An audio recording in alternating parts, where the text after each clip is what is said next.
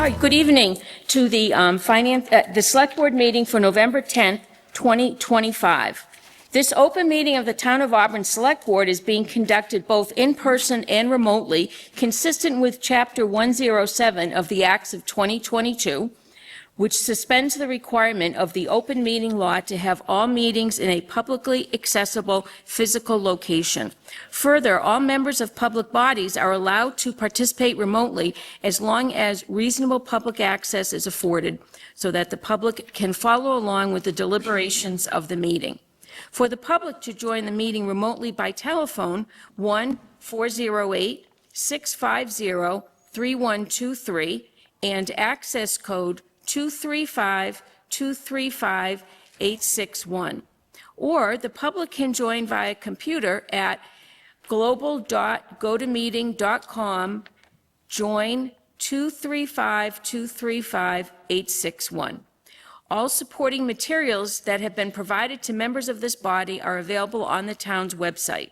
The public is encouraged to follow along using the posted agenda. Please note that this meeting is being recorded by Auburn Cable Television. Is anyone else recording the meeting? Okay, so now please stand if you're able to for the Pledge of Allegiance.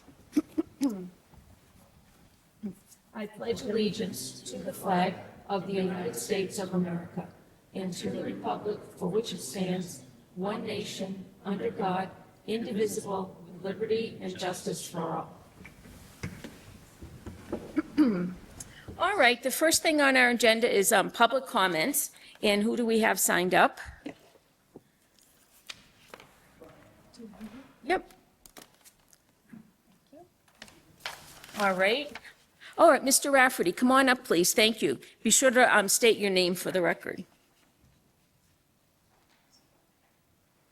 Good evening, Alan Rafferty, Paul Street, Auburn, Massachusetts.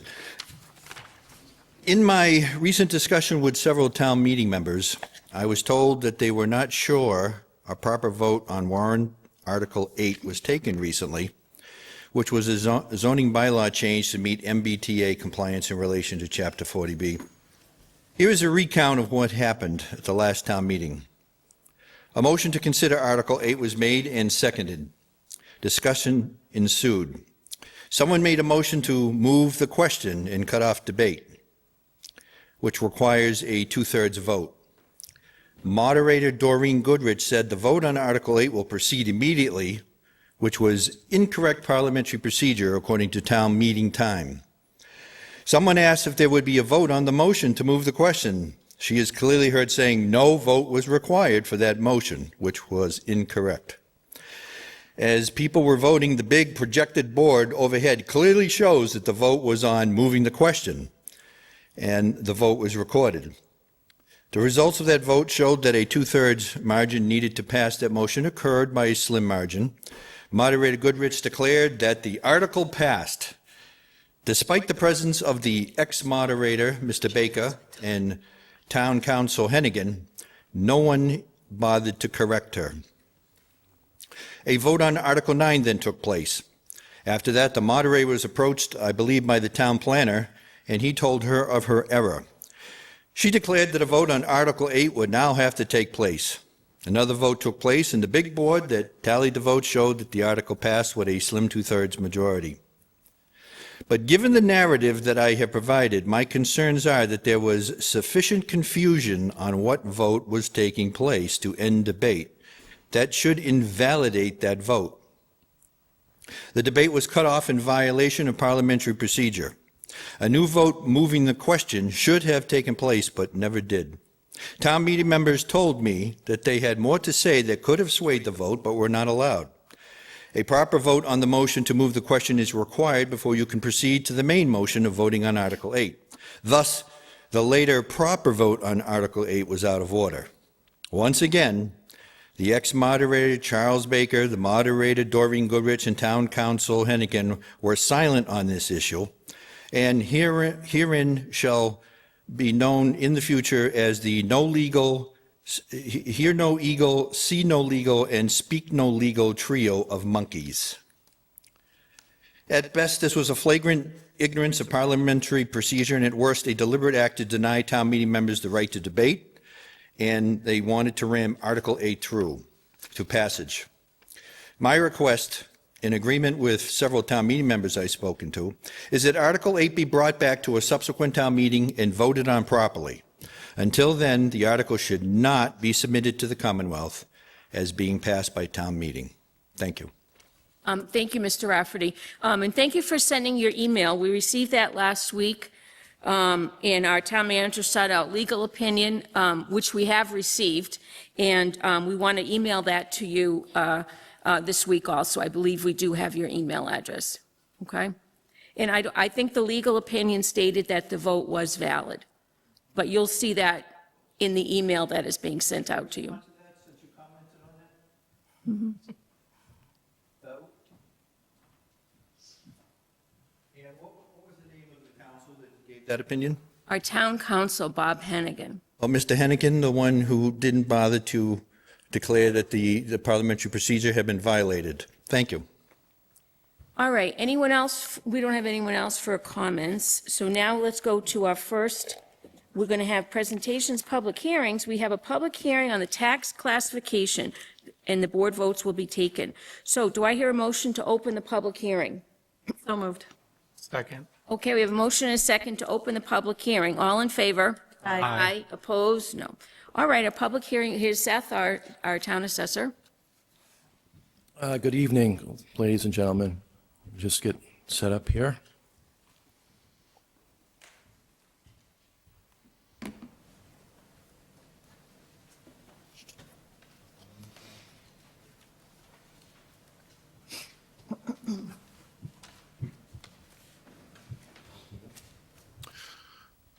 Okay, so this is the fiscal 26 classification hearing.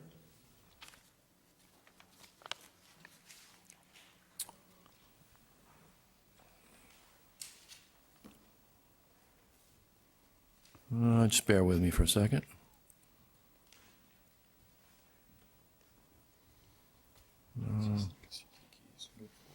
All right. Okay. There we go. Introduction. So the purpose, okay, I'm on the introduction. The calculations for the tax rate and other numbers are estimated as of the time of the preparation. There may be additional informational slides, including in handouts that are not part of tonight's presentation. The purpose of the classification is to allow a shift in the tax burden between property classes. This does not change the total tax levy for the community. It simply determines the share to be borne by each class. What the classification hearing does not do, it does not determine the tax rate for the town. It only determines the distribution. Classification does not determine how much money can be raised. That is, the town meeting voters determine what the levy will be. Your tax rate. The tax levy is determined by town meeting and appropriations and expenditures, state and county charges. It's paid for using town revenues, excise fees on enterprise and other available funds, total taxable real estate and personal property, state aid reimbursements, new growth, debt exclusions, and overrides.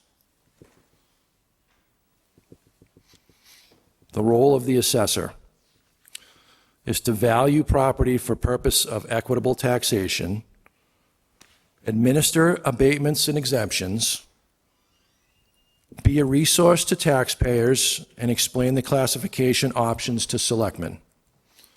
Overview of the revaluation process. Residential properties are adjusted annually on an interim to full and fair market value.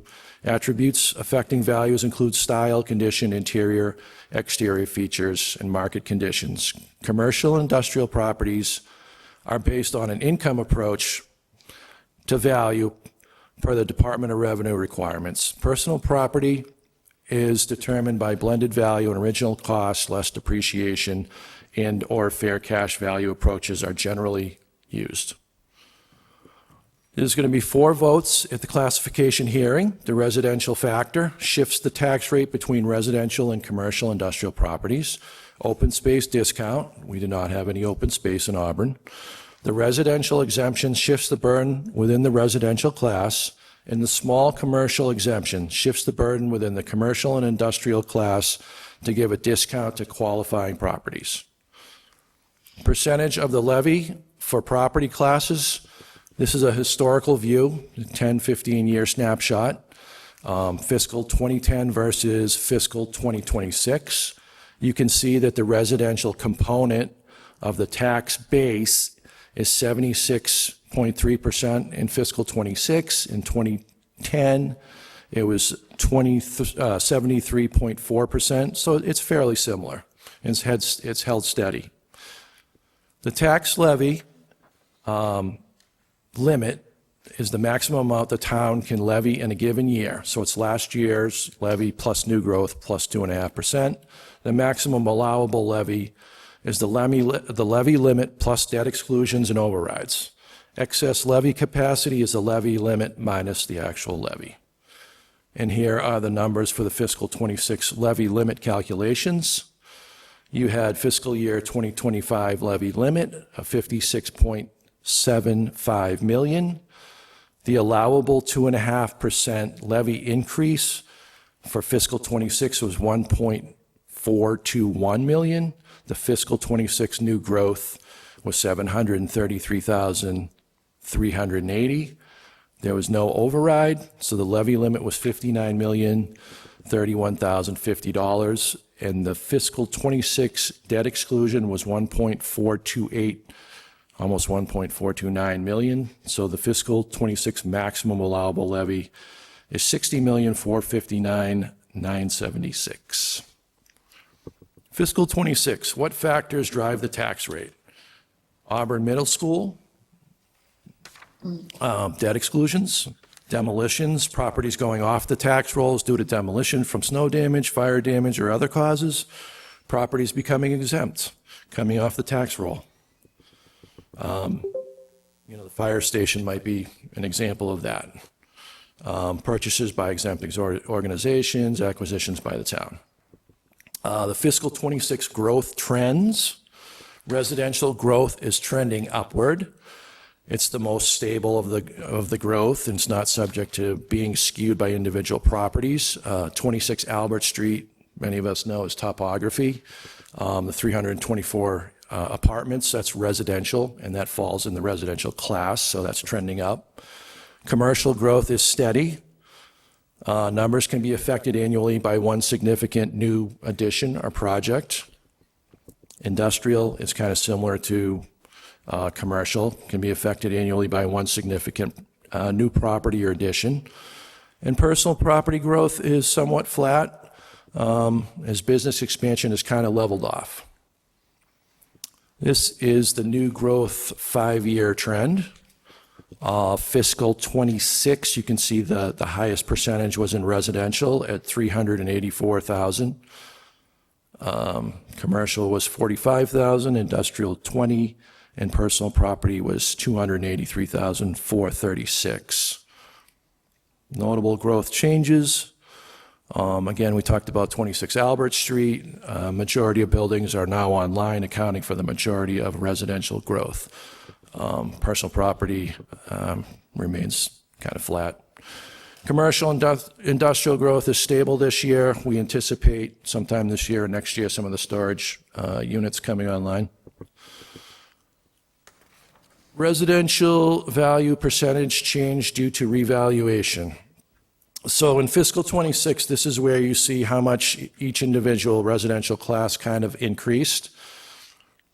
Single family went up 5.4%, condos 7.1%, 2 and 3 family went up around the same. Land was pretty flat, and the apartments 4 and above, again, this is topography, went up 27.40%, but that's basically because a number of units kept coming on. So in fiscal 26, the overall residential class change was 5.8% increased from the year before. We're going to vote on the residential discount. It's up to 20% discount to owner occupants. Shifts the burden from owner occupant homes to non-owner occupants. Works best in communities with a large amount of vacation homes, Airbnb, Verbo-type properties, example is Cape Cod. I'm going to vote on the small commercial exemption. The final vote for the Board of Selectmen is the commercial. No effect, this has no effect on the residential and personal property. Industrial properties do not qualify for the small business exemption, small commercial business, but share the tax burden for the exemption.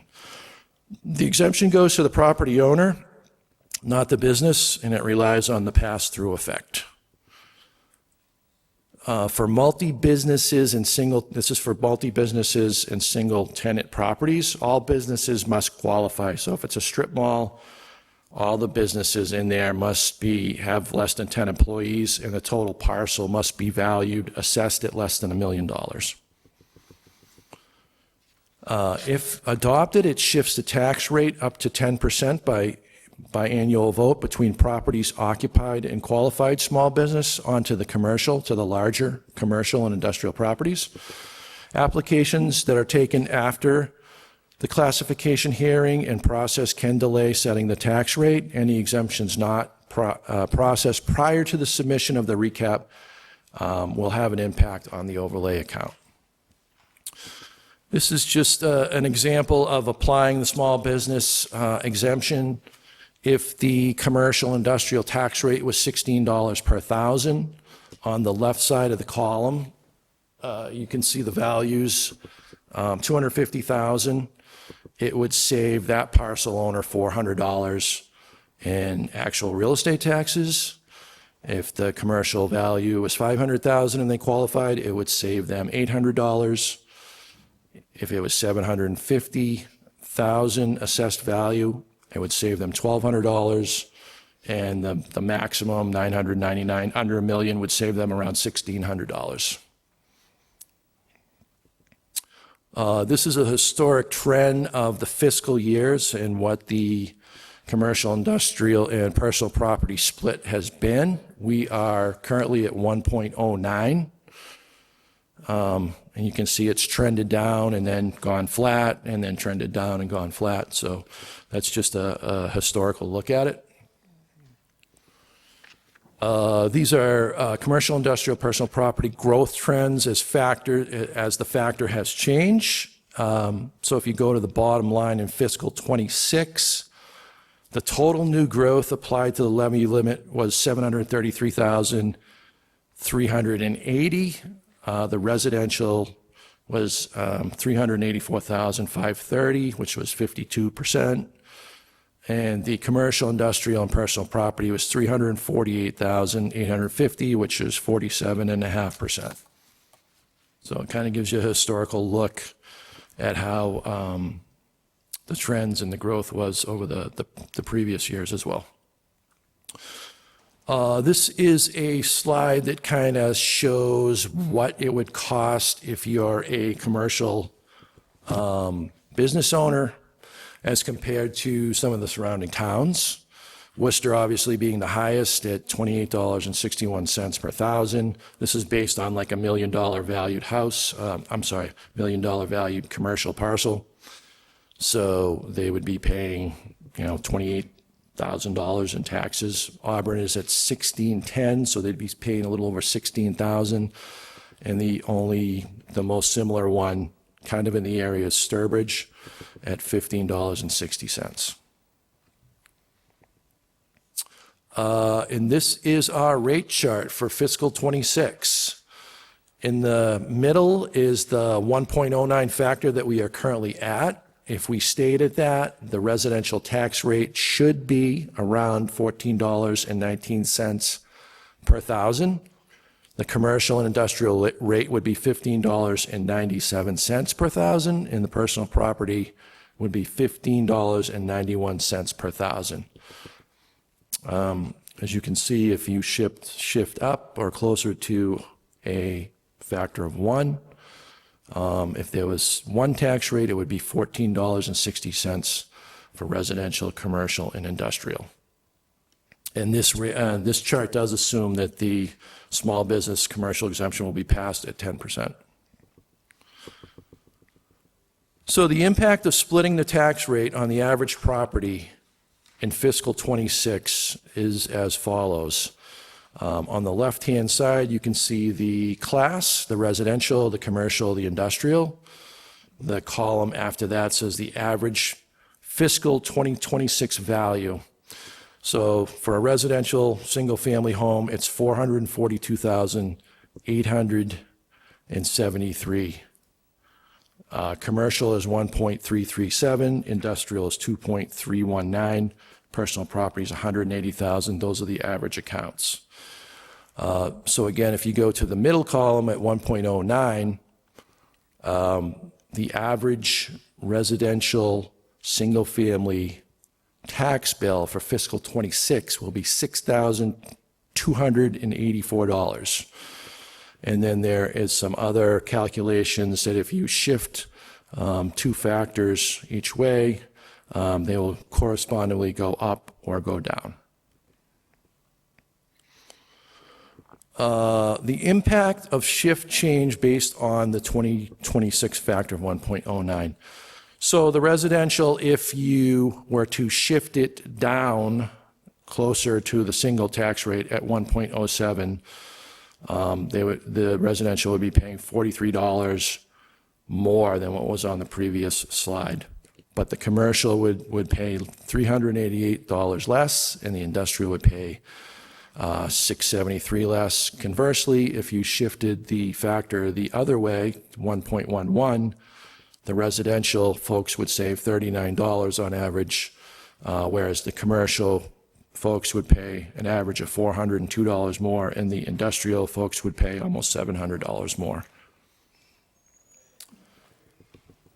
This is a fiscal '25 local, town, and actual tax single-family residential. It has some surrounding and similar type municipalities, what the average single-family value is in those communities, what their tax rates are for fiscal '25, and what they calculate out for the actual tax bill. So you can kind of see Auburn is in the middle of the pack for that group of municipalities.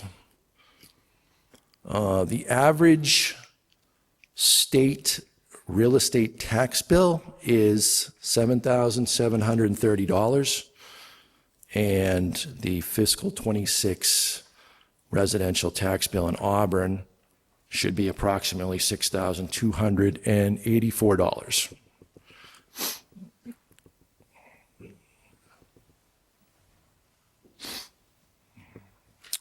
Auburn home value trends. So you can see this is kind of the single-family home average. It's been on a steady incline, just like the rest of the housing market for the last 5-6 years. And we are at $442,873 for fiscal '26. This is the calculation sheet broken down a little bit more. It's similar to the ones I showed you back on slide 25 and 26, showing the corresponding tax rates should you decide to do a larger shift. Those would be the projected out tax rates. And the assessor's office does offer a lot of personal exemptions. 41C, 65 and older, 45 of those, 17D, surviving spouse or seniors over 70 with limited assets, 37A, blind exemption, 42 is a surviving spouse of a firefighter or police officer killed in the line of duty. And we do a lot of veterans exemptions, and we've had a lot of articles recently about that, but we work hand in hand with the veterans agent and try to give out as much as possible there as well. Along with these, there is also some sewer and trash discounts to the 41Cs that we work in conjunction with the other departments. And that is the end of the show, or the slideshow.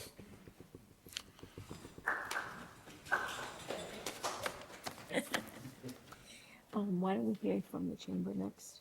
Before we it's ask over questions? here, so You want to ask some questions right now of our assessor? Anyone? I think we should hear from people that will ask questions. Yeah, I agree. All right. Does anyone else want to make a presentation tonight? Is there someone from the Chamber of Commerce here? Okay, come on up, please. Just be sure to identify yourself. Thank you.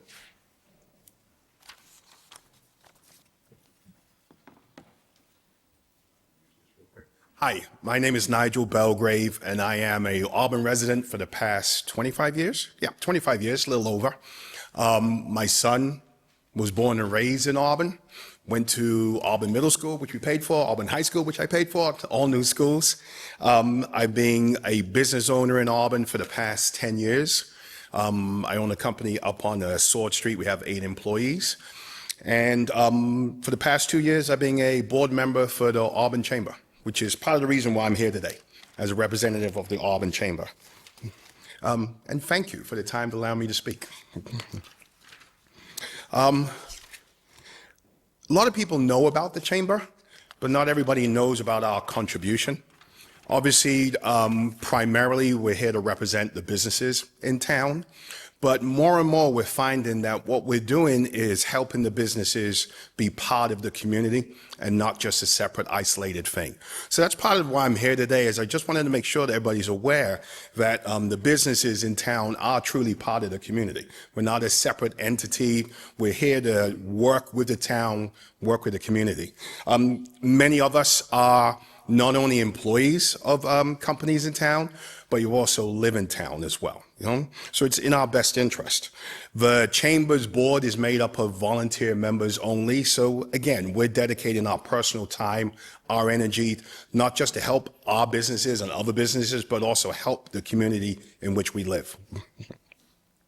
A couple of things I wanted to highlight, for example, is we have a partnership with every one of the schools in the Auburn school system, which means a board member volunteers their time to work with the school, always looking to see what ways we can help the schools. So, for example, last year we did over $5,000 in grants to help teachers be more creative in their school and learning and teaching environments, helping their students see the world from a slightly different perspective.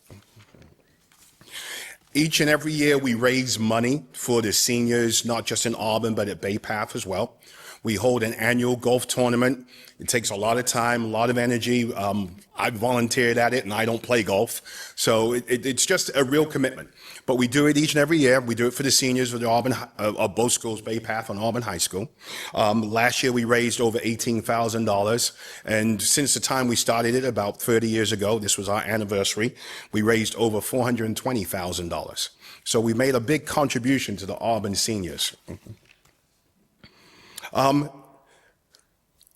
Also, within our population, obviously, is businesses. A lot of businesses belong and want to be part of the chamber. We see businesses joining the chamber all the time because they want to be part of that community. They do not just want to be standalone. They want to be part of what we do.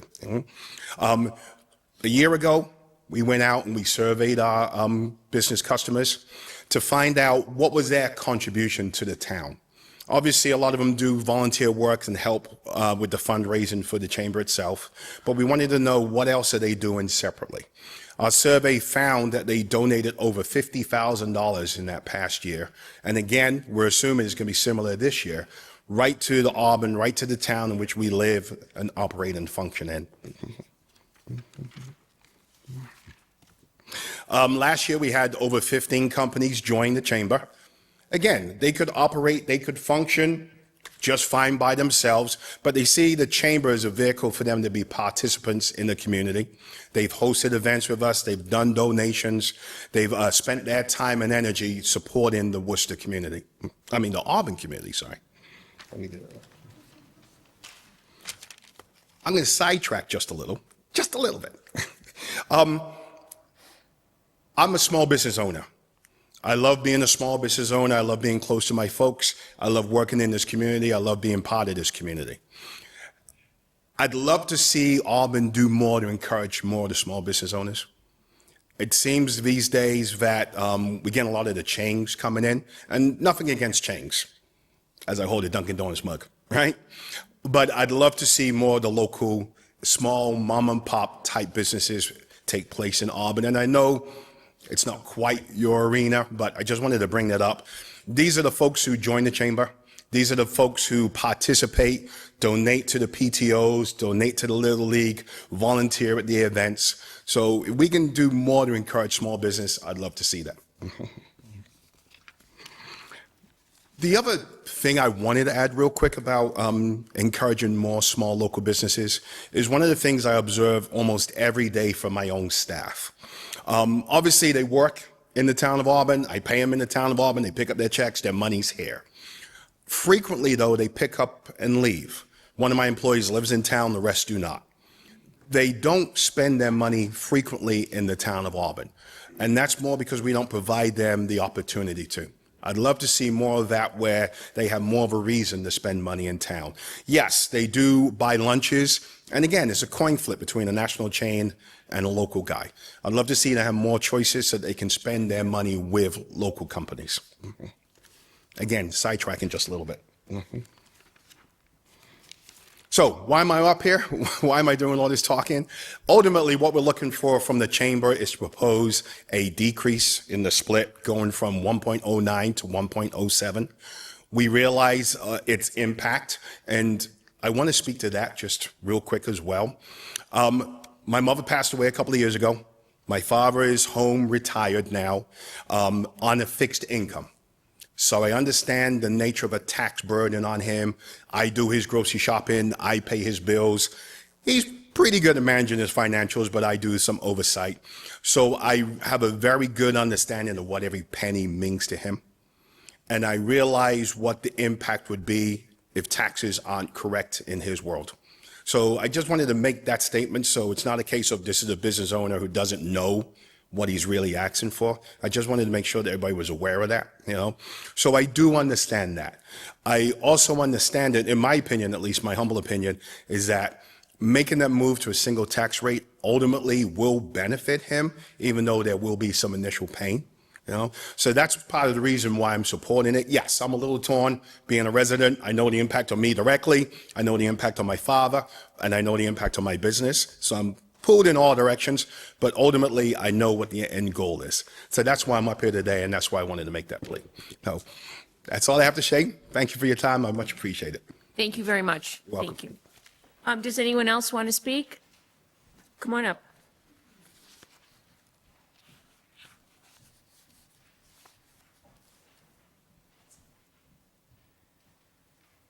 Okay. Good evening. My name is Carrie Cunningham. I am an Auburn resident. I have two boys that are, one just graduated from Bay Path and one is now a senior at Bay Path. I live in Auburn. I also work in Auburn. My family has had a business here for 4 generations. So I am a business-minded person. And I just wanted to add a comment to Nigel's presentation. In listening to businesses and being on the board of directors for the Chamber of Commerce, we hear a lot of the business pains.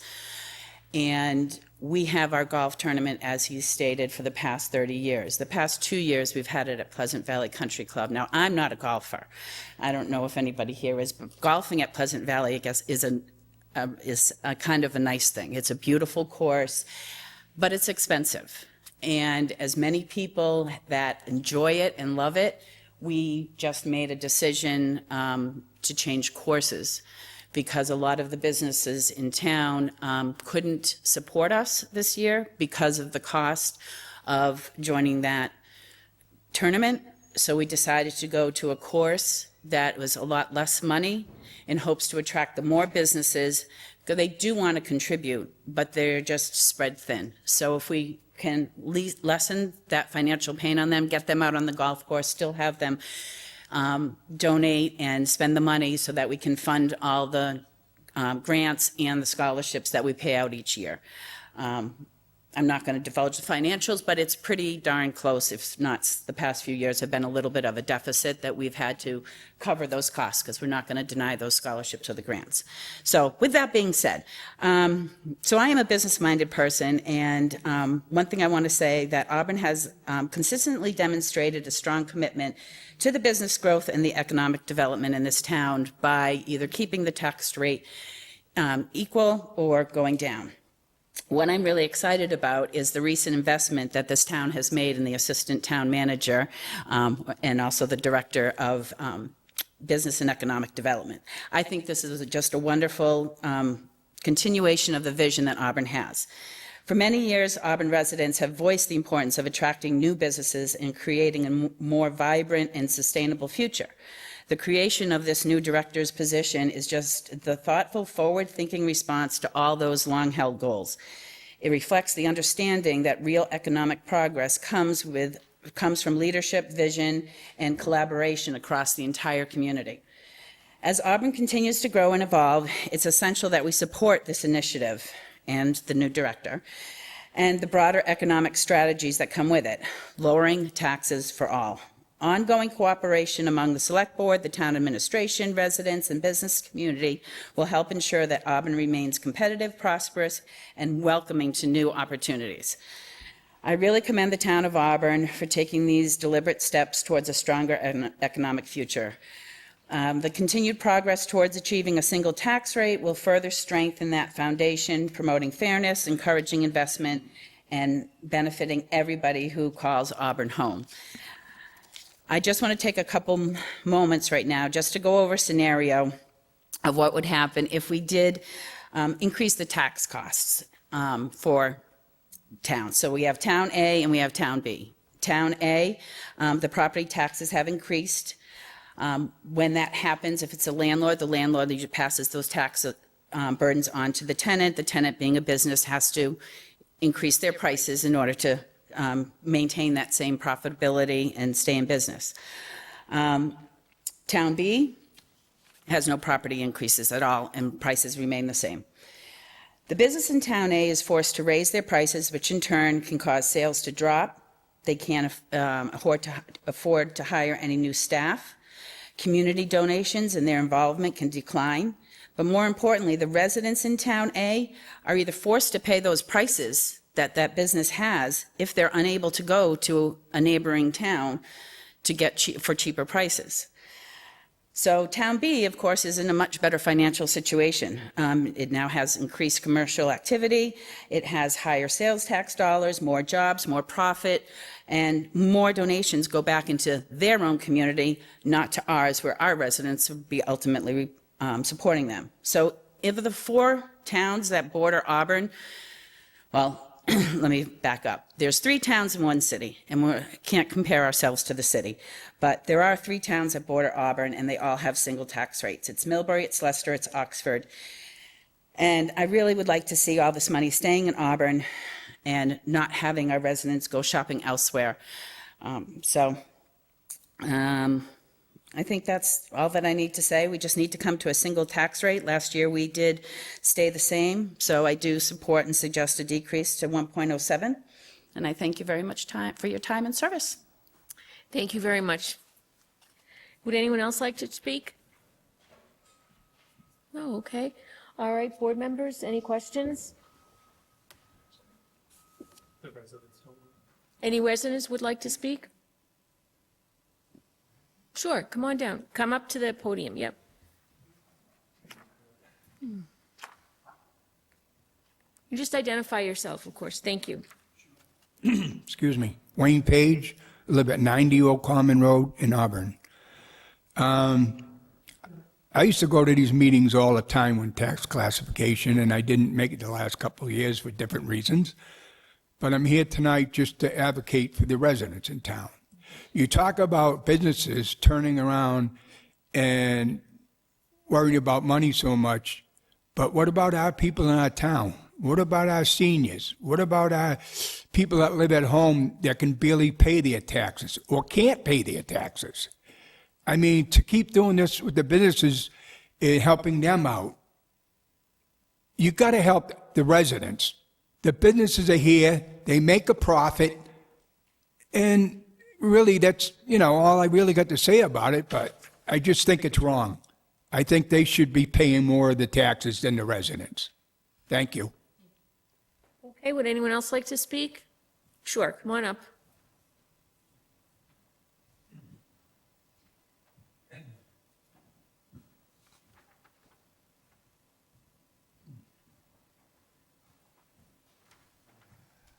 And just state your name, of course. Yep. Chair, I'd like to just offer a little criticism of two of the speakers from the Chamber of Commerce.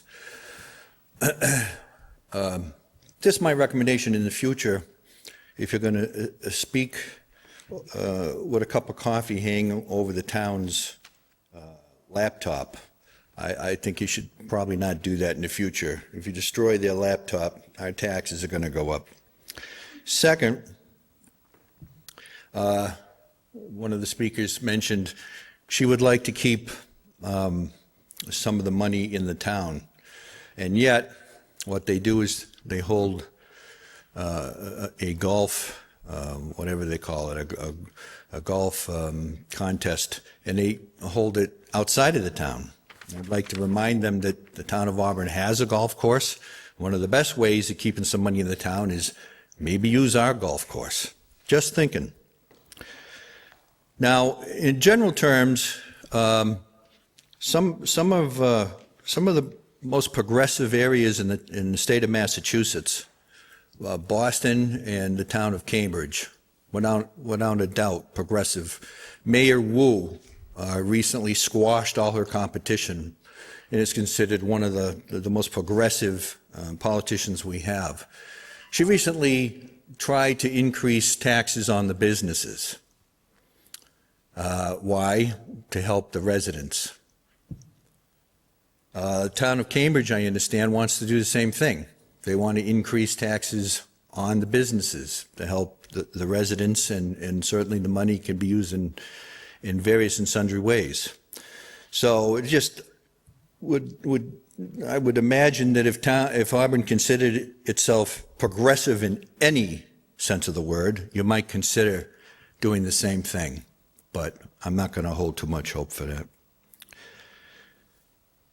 Finally, we all know that Chapter 40B has been an issue in the town, and MBTA bylaw changes. All of this is going to mean more residents are coming into the town. The town is going to develop. I understand that we have safe harbor for 19 months or so, but they're coming back eventually. And I think it's about time you start considering slowing down the development in the town of Auburn. One of the ways you could do that is start raising the taxes on the businesses, okay? One of the previous speakers said that they just got 15 new members. I've always been against encouraging businesses coming into Auburn because I've always argued that all roads lead to Auburn. The foot traffic is fantastic. You never had to encourage businesses to come here, and our tax rate was lower than Worcester. And Mayor Murray, who was the mayor of Worcester, I believe his name was, he deliberately sent some of his people out here to argue to support the Chamber of Commerce in Auburn. He sent it from their Chamber of Commerce to argue that Auburn should lower the taxes on businesses in Auburn because it would promote businesses coming into Auburn. Yet at the same time, he was saying the same thing in the city of Worcester. He was saying, oh, we've got to lower taxes in Worcester so we don't lose any businesses to Auburn. You can't have it both ways unless you lie into your teeth, Mr. Murray.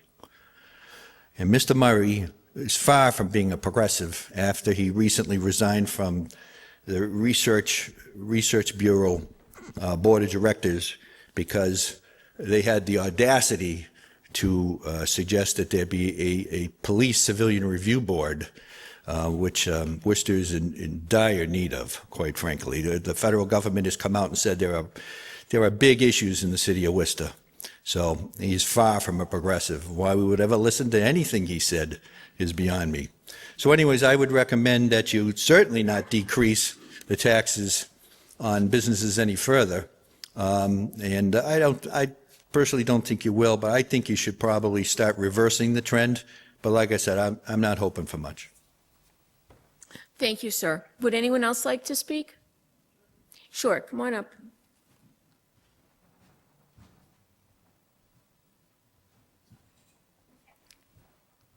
Good evening. My name is Eric Riches, Ravine Drive, Auburn, Mass. I'm happy that the chamber is here tonight because I had some words for them in my presentation, but I'll cut a little here.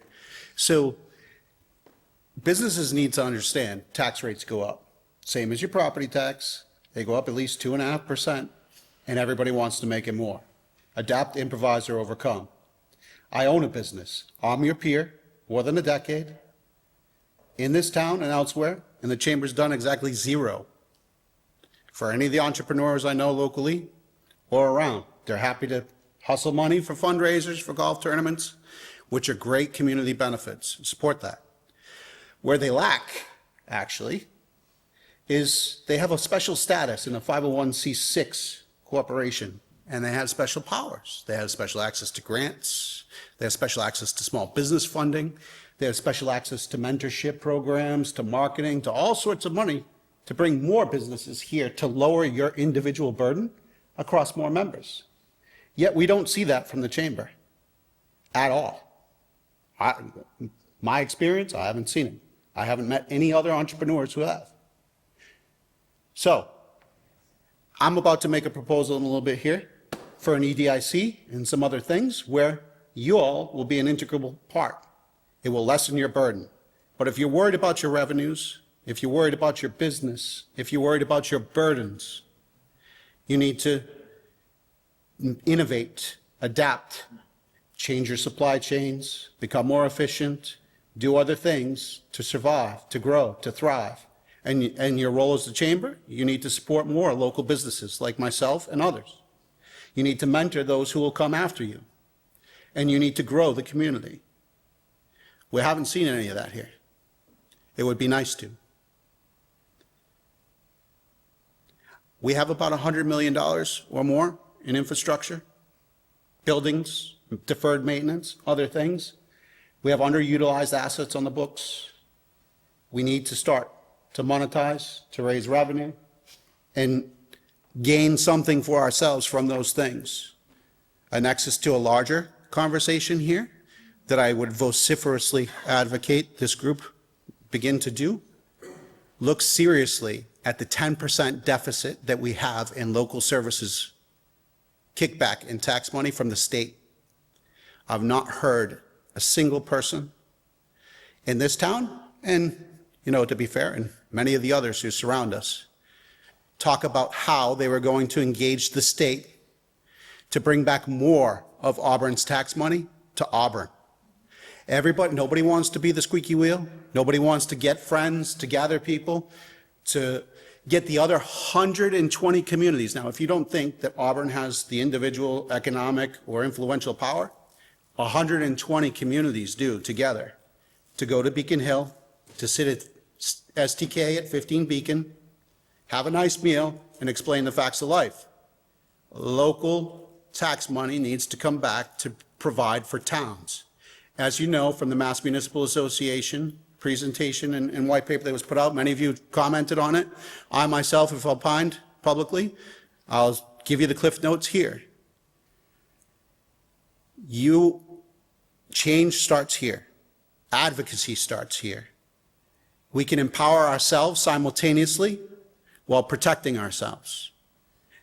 And I, for one, would like to see the board, the administration, the assessors, the planners, get together with your friends, communicate with your colleagues in other towns, go to Beacon Hill and explain we don't need $5 billion General Commonwealth,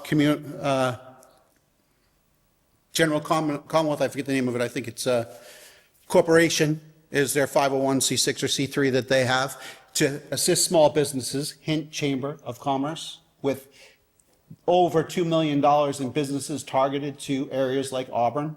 Haven't seen any of those grants publicized coming back here.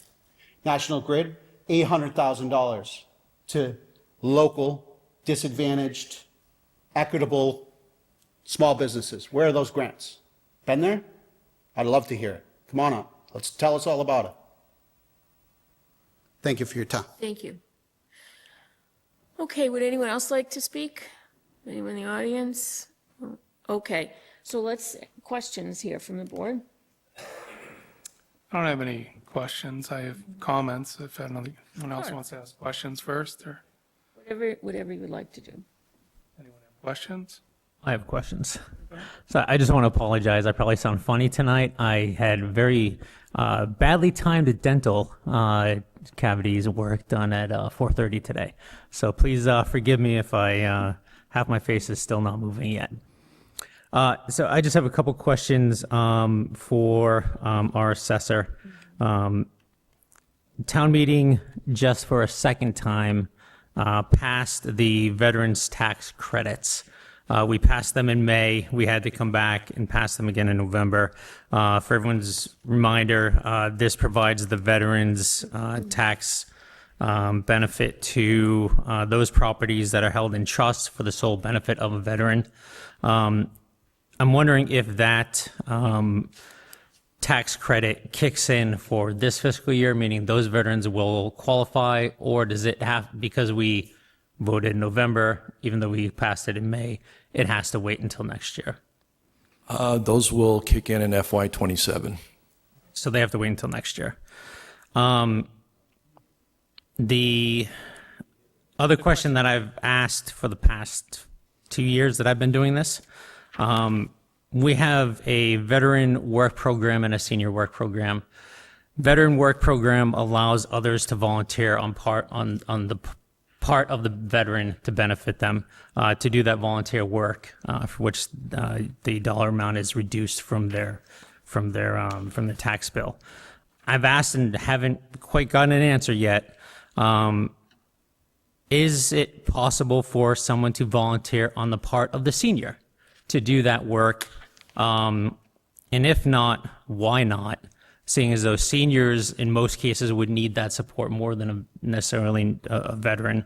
And if not, then what's needed for us to make changes for that benefit? To our knowledge, we couldn't find any legislation or any programs that allowed somebody to work on behalf of the senior.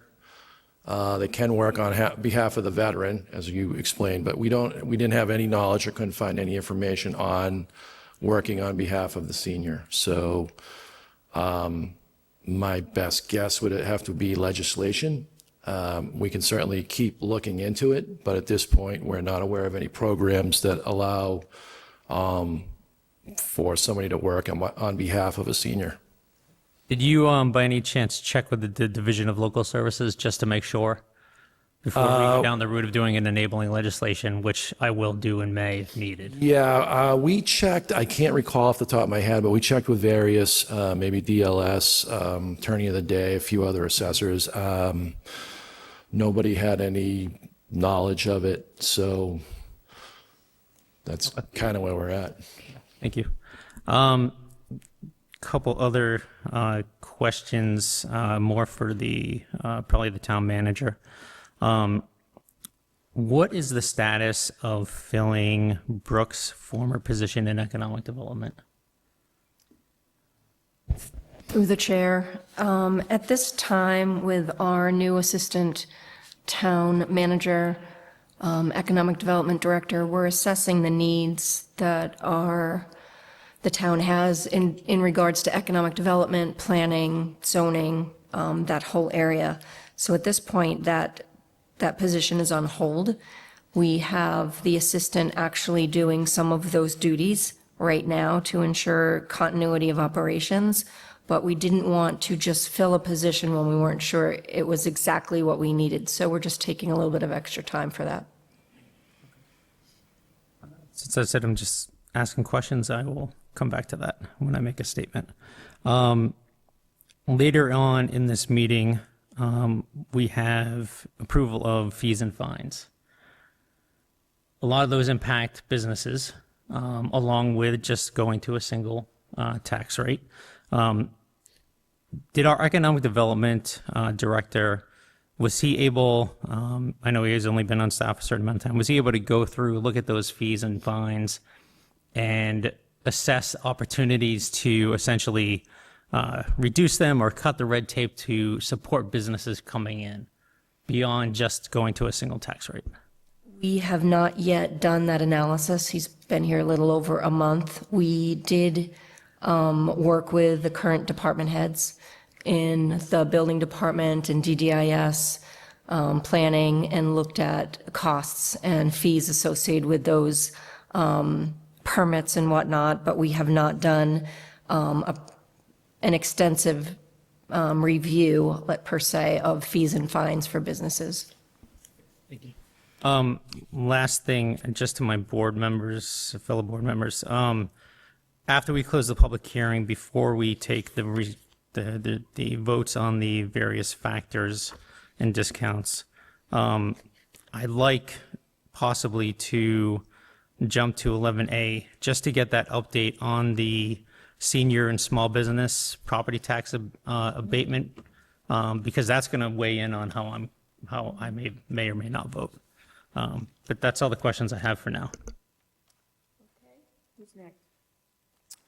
So- Steve, did you miss anything? So, yeah, I have comments. I mean, so I've heard a couple times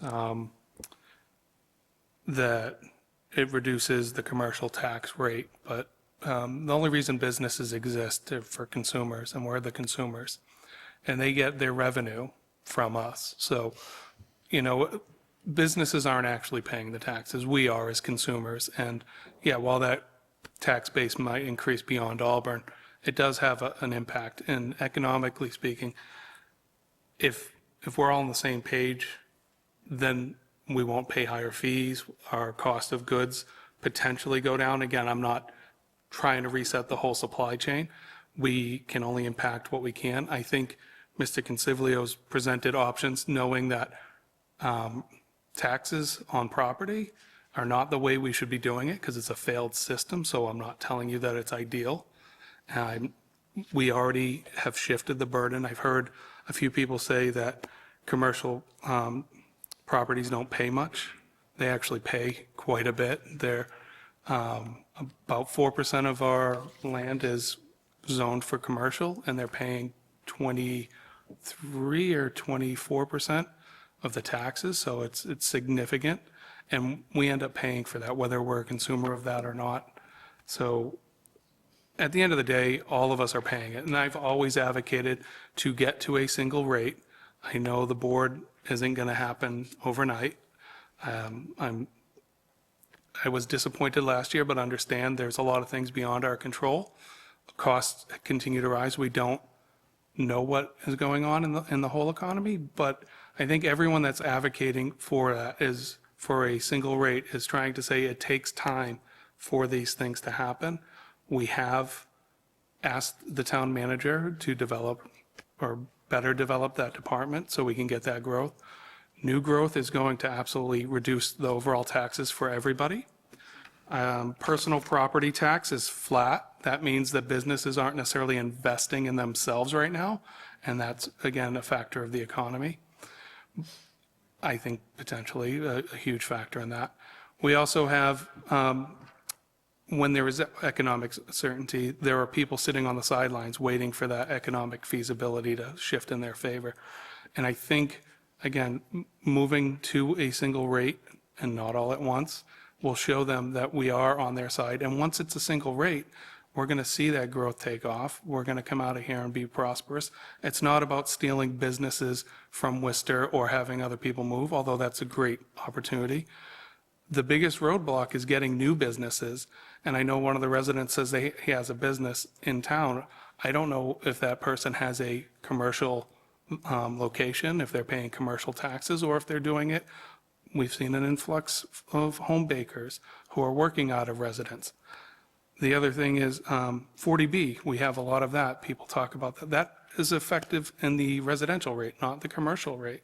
So that's going to certainly swing that. So we continue to talk about discounts. They're going to be a big part of that, and they're the biggest recipient of that benefit. I don't want to say a burden, but obviously it's a change in our demographics in our community.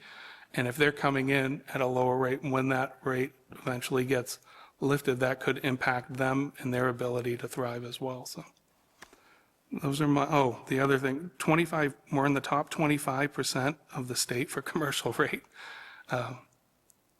That's not a positive thing to be on. I mean, we're not in the top 25 for many categories, and the fact that we're charging commercial in that high of a rate comparatively is definitely going to put people off. You look at our surrounding towns, whether we're trying to get businesses to shift there, we're not competitive in many areas. We are competitive because of our location, but when you're talking economics, they're looking at the bottom line and how are they going to make that work. So, thank you.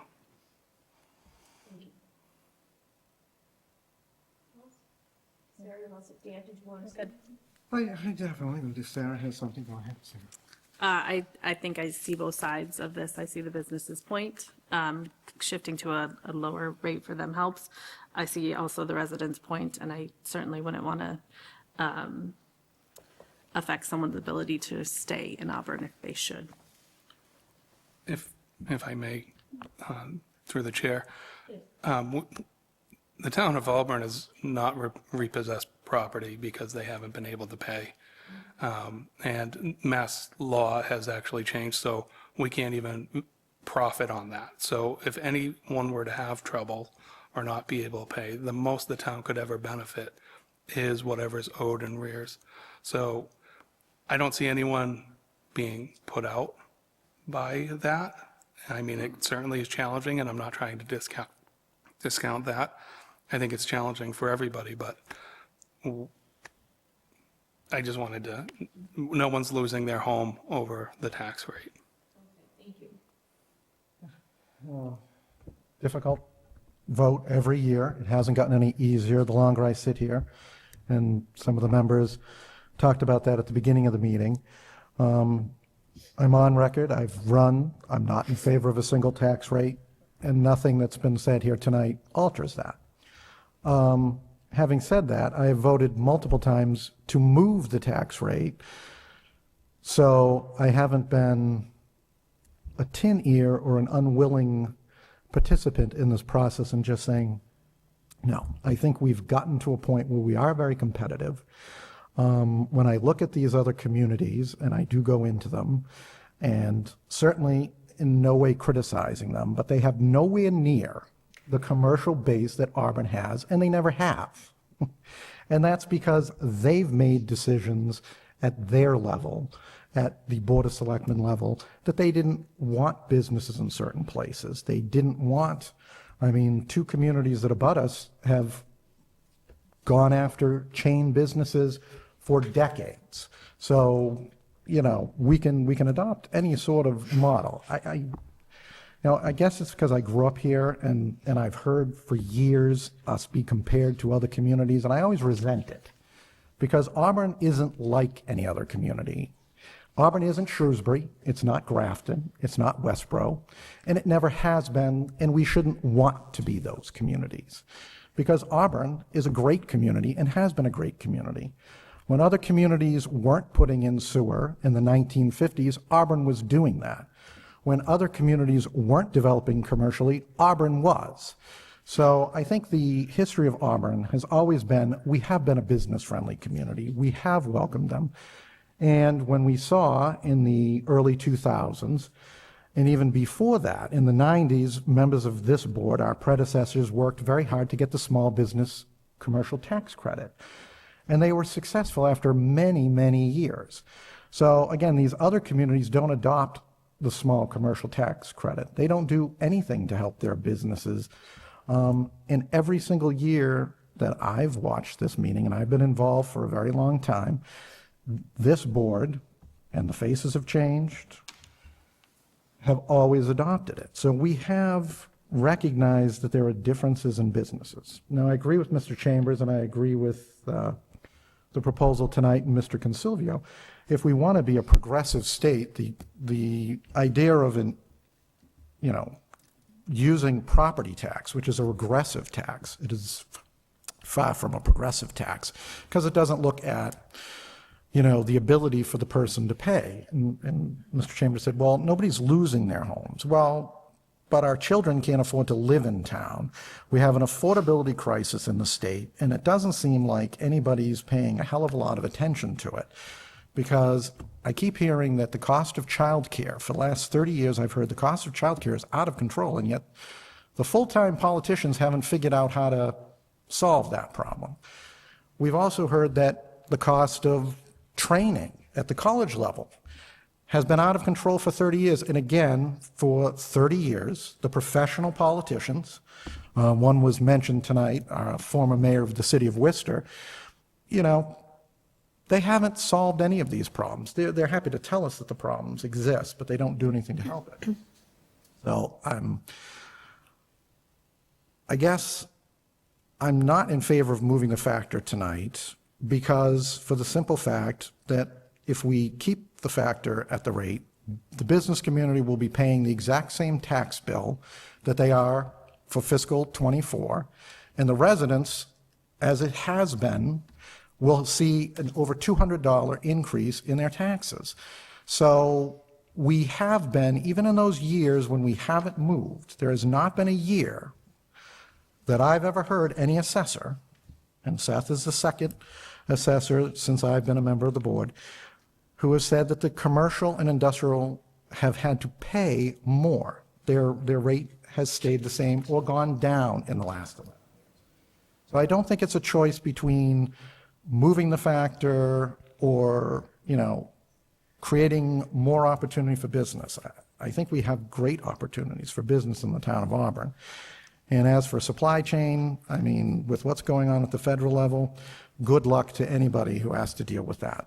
I don't care if we went to a zero tax rate for everybody. We'd be paying a ridiculous amount of money for goods and services because the federal administration doesn't seem to care that what he is doing, seeming with the approval of, yet again, professional politicians, that, the average citizen doesn't matter.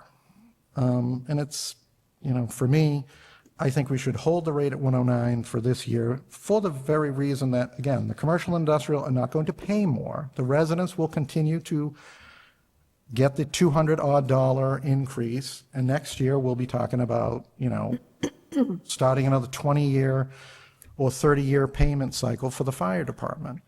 So, the years ahead are not going to be easy, but I'm just not in favor of moving the factor with everything, with the uncertainty in the economy, and again, with the factor that commercial industrial are not going to see an increase if we hold the rate. They're going to see the same tax bill as they did in the previous fiscal year, whereas the residents are again going to see an increase. Madam Chair, if I may. Yep. Give me enough time and I'm going to come up with more questions, so I apologize. I had asked this question previously as well, and I know that this might be for either our assessor or even the chamber, perhaps. Do we know, so I think we all, well, I would hope we can all agree at this point that trickle-down economics doesn't work. If we, money does not trickle down, it trickles up. And the small business discount, as well as discounting or moving closer to a single rate, those benefits go to the property owner, not necessarily the business that's at the property. Except in one possible case, do we know how many businesses that we have that are triple net leases? And with the triple net lease, the business pays the rent, the taxes, and the insurance. So if their tax bill is going down, then those businesses directly benefit. Otherwise, we're hoping the landlords are nice people. And that's not a bet I'm willing to make. So every year we send out a 38D, which is an income and expense form to all the commercial properties in town. Whether they choose to send it back or not is up to them. If they don't, they get a $250 fine. So it's been traditionally a very low return rate because most of those commercial businesses decide that they would rather not disclose their income and expenses. Does the chamber by any chance have a ballpark figure at all? If you don't, that's fine. I don't want you to come up and guess at it. If you don't, that's fair. The second question I had was, oh, geez. With respect to the actually two more questions. One is the senior benefits. I know that I had asked this question, and maybe people don't know this, but I do because I asked the question. Seniors who automatically qualify for the tax abatement, or who go through the process and qualify for the tax abatement, correct me if I'm wrong, they automatically are benefit from a discount in our solid waste fee that they pay through an email from the assessors. So thank you for streamlining that process so they don't have to submit another application.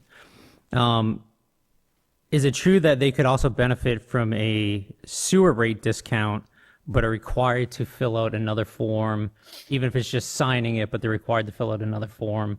And if that is true, is it possible to streamline that as well, that if they benefit from one, similar to the refuge fee, they don't have to then fill out another form for the sewer rate? Through the chair, this was discussed last week in depth, and it'll be brought to the sewer commissioners for a vote to discuss on the best way to ensure the savings for these residents without having to come in and fill out a whole new form. Thank you.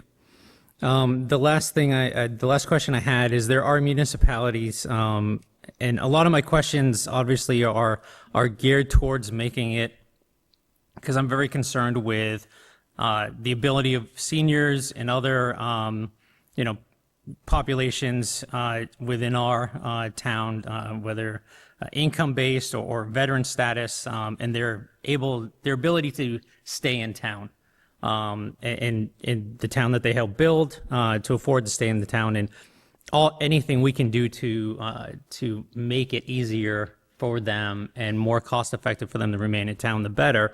To that note, there are some towns that, through their assessing department, have a program where seniors or veterans of a certain age can defer their property taxes until the sale of their property. So essentially, as their income reduces over time, as they age, and affordability becomes more of a problem, they can defer those taxes. There are certain legal, parameters taken to guarantee the town has that upon the sale. But all those taxes come due when they sell the property or when their estate sells the property. Does Auburn have that? And if not, has Auburn looked into that? So that was discussed with the previous two administrations, and I think ultimately it was deemed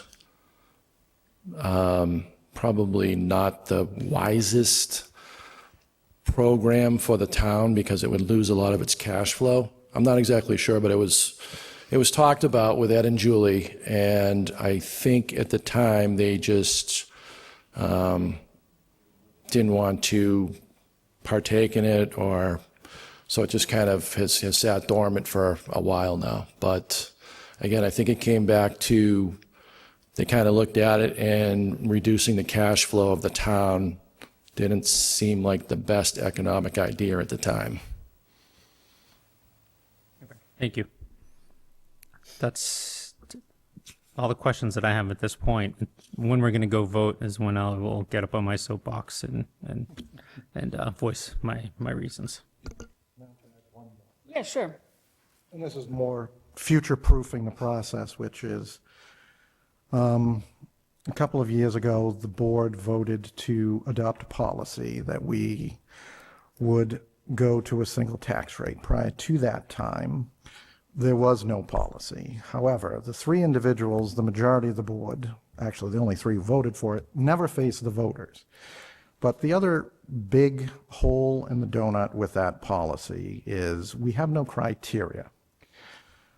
When is it a good year? We've talked about, well, what is a good year in the past? Obviously, we've all changed, we've all served with different people over time, but I would like the board to consider to work with the Finance Committee and others, perhaps town meeting, to try and find if we're going to continue down this path, which again, I'm not, saying one or the other. My position is clear.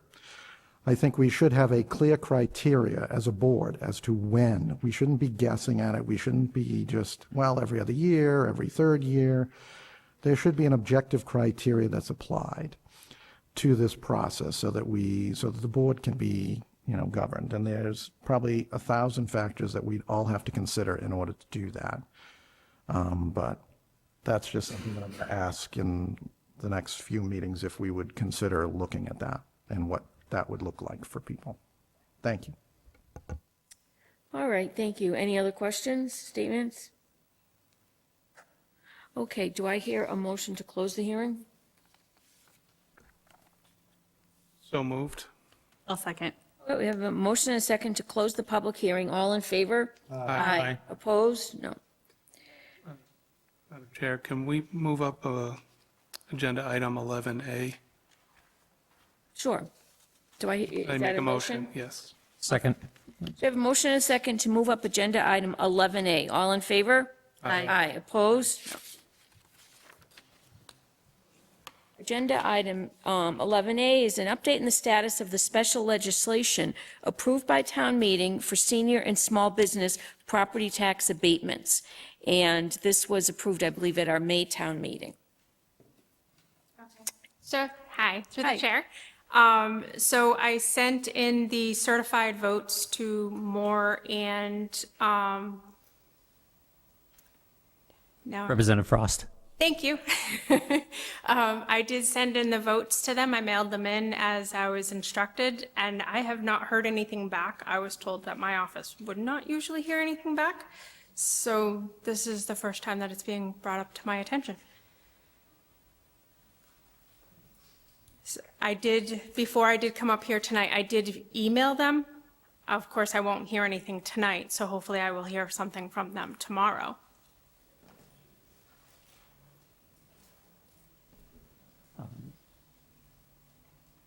To the town manager. Have you had any conversations or communications or responses from them with the special enabling legislation once it was submitted by the town clerk? I have not. Thank you, Ginger. Thank you.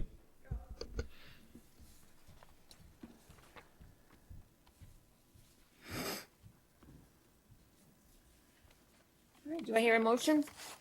Make a motion that we vote to shift the residential factor from 1.09 to 1.07. I'll second for discussion. Okay, discussion?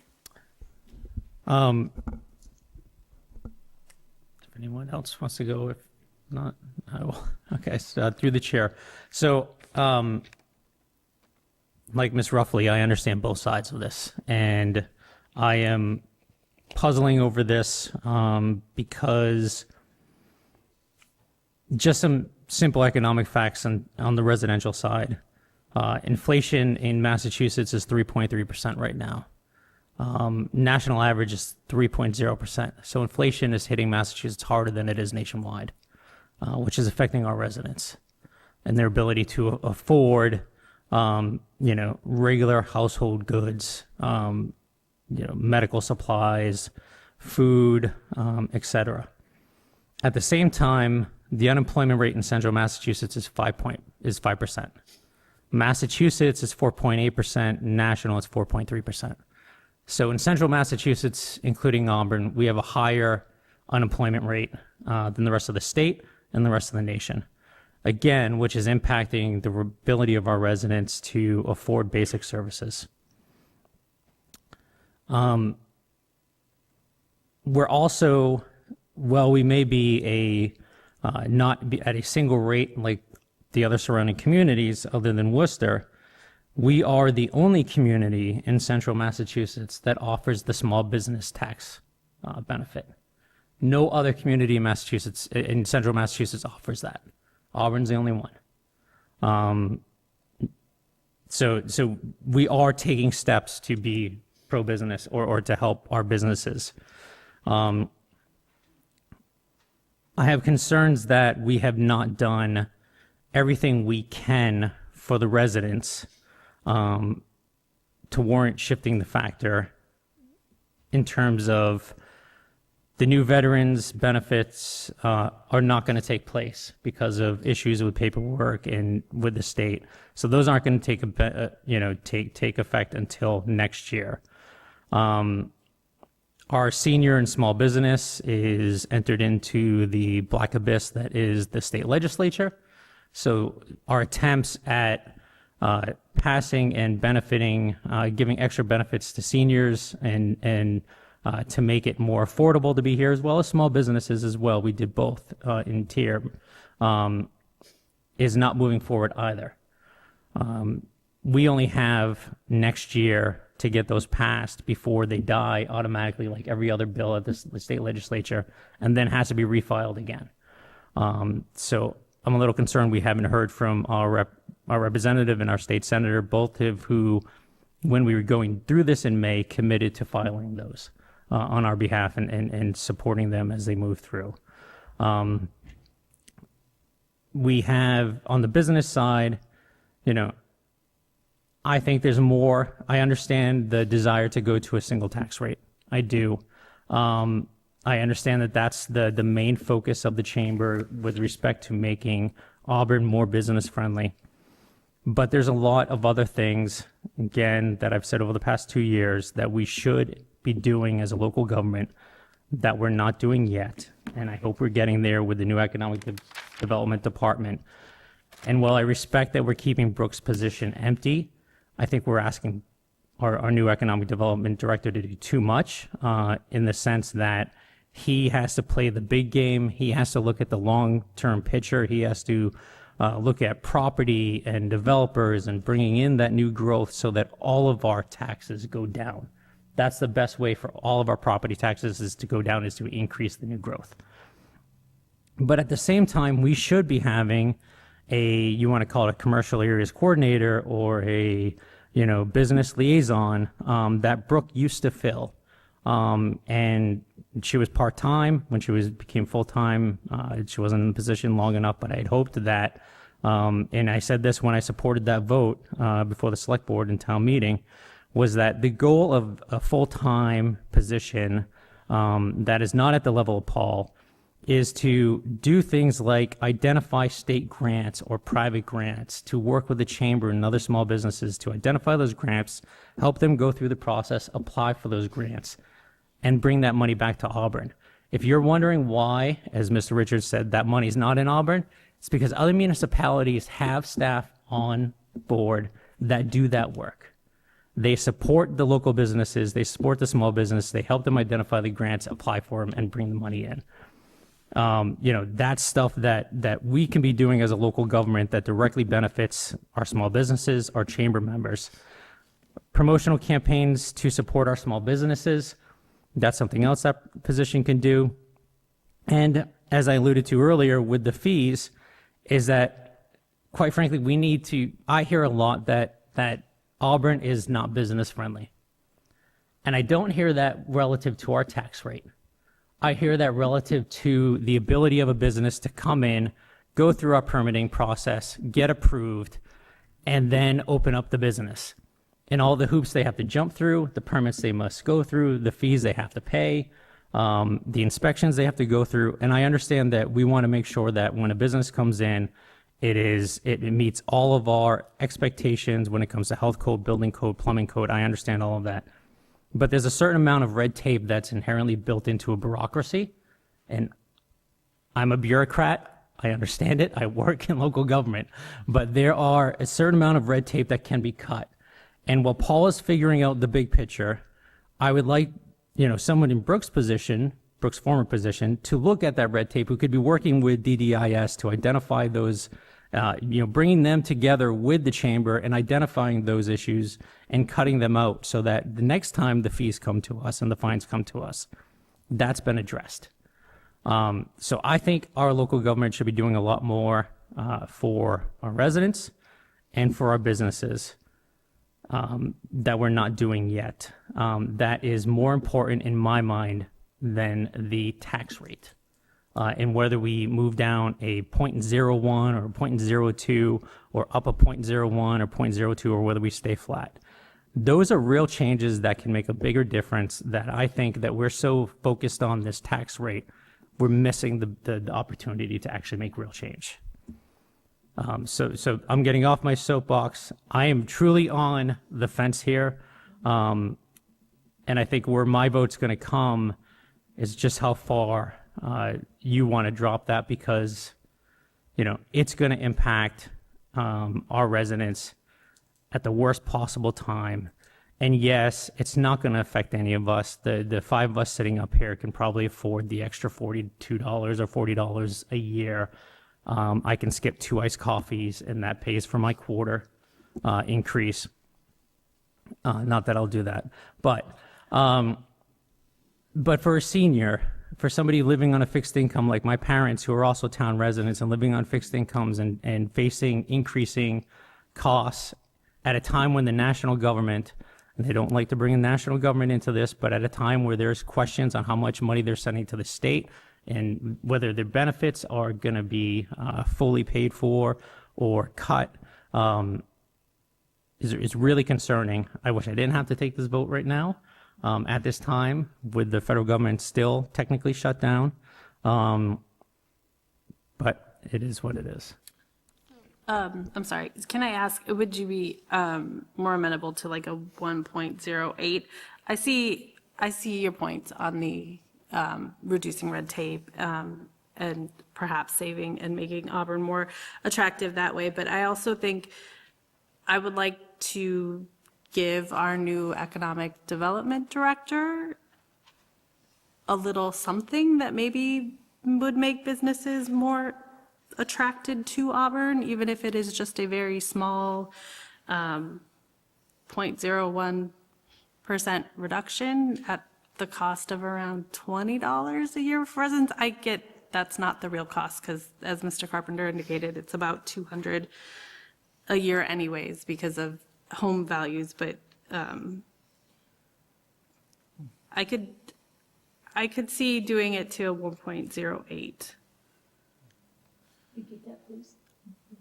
Well, it's not, I was asking if the board would be more amenable to a 1.08 instead of the full 2 points shift, but So anyways, down one. interesting, I guess.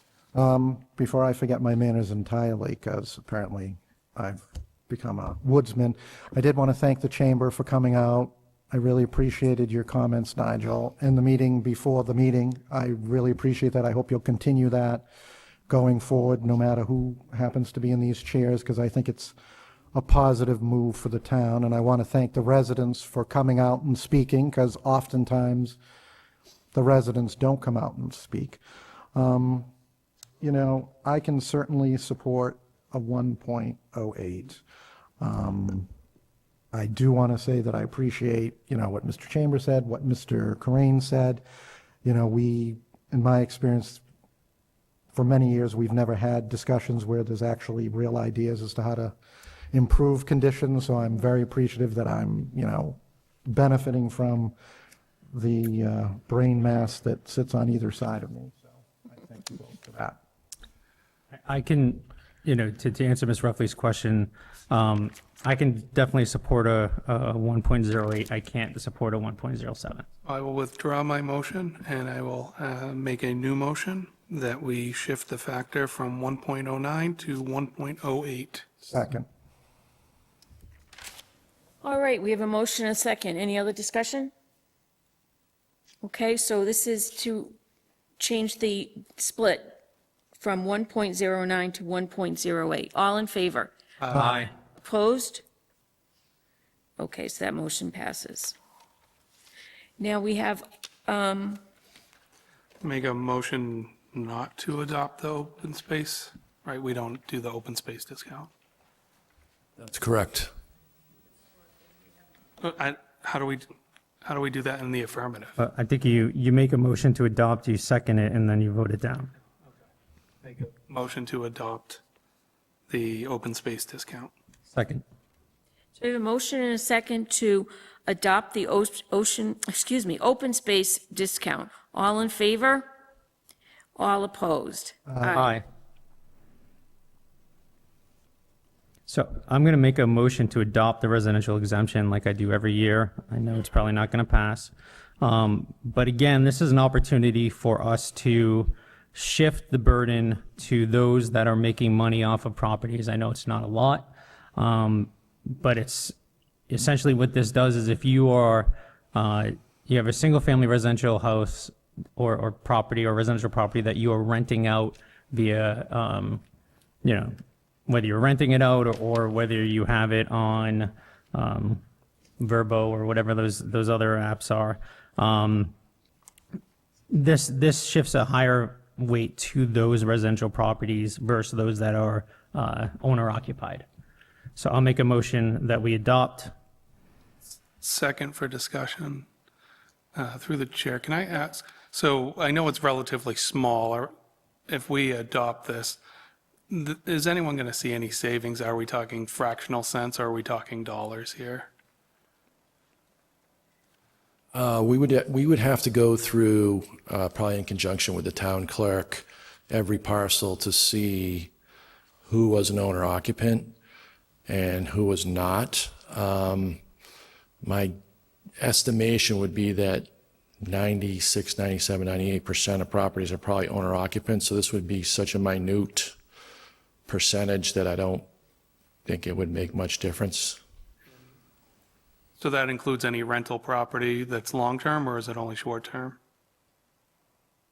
It's any property that's non-owner occupied. So then it would shift to the renters, who would then pay increased rent and then make it more affordable. So I seconded, so let's. I would say I'm not in favor of it, only because of what Mr. Chambers said. I don't want our renters having to pay more. The rents are out of sight. I don't want to see them because they have the, either by choice or they just can't get into a home. I don't want to see us adopt it because I don't want them to have to pay more. So we have a motion and a second to adopt the residential exemption. All in favor? Aye. Opposed? Aye. So the motion, it is not adopted. Madam Chair, I'll make a motion that we adopt the small commercial tax exemption at the maximum amount, which is 10%. Is that correct, Seth? That's correct. 10% is the max, and that's traditionally what has been adopted. Thank you. Is there a second? Second. Okay, so we have a motion and a second. Discussion? All right, we have a motion and a second to set the small commercial exemption at the maximum amount of 10%. All in favor? Aye. Opposed? No. I'd just like to thank the board, and also on Wednesday, I'm going to be working in conjunction with the town CFO to start the recap. So maybe you could all drop by Wednesday. We'll let you know and sign off on all these votes, and then we can get rolling with all that. Thank you again. Thank you. Okay, thank Thank you. you. Madam Chair, I'd like to make a motion that we take a 5-minute recess. Second. Okay, we have a motion and a second, take a 5-minute recess. All in favor? Aye. Opposed? No. Okay, we have a recess. The break for the Select Board meeting is over. Returning to our agenda, we're looking at item 5B. We're going to have a presentation, a department snapshot by the Conservation Commission. And Tom Fallon, our land use coordinator, is going to present. Hi, Tom. Good evening. Bear with me a moment here. I just got to open up the slides.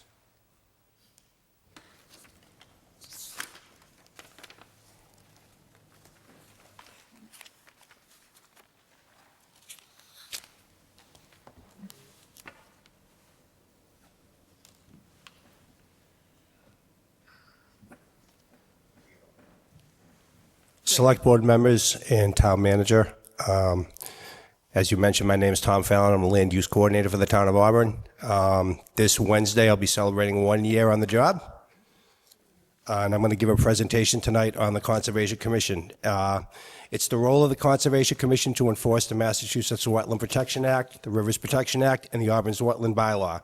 The Conservation Commission aspires to minimize the impact of activities on wetland values, including aesthetics, agriculture, erosion and sedimentation control, fisheries, flood control, groundwater, public or private water supply, recreation, stormwater prevention, water pollution prevention, and wildlife habitat.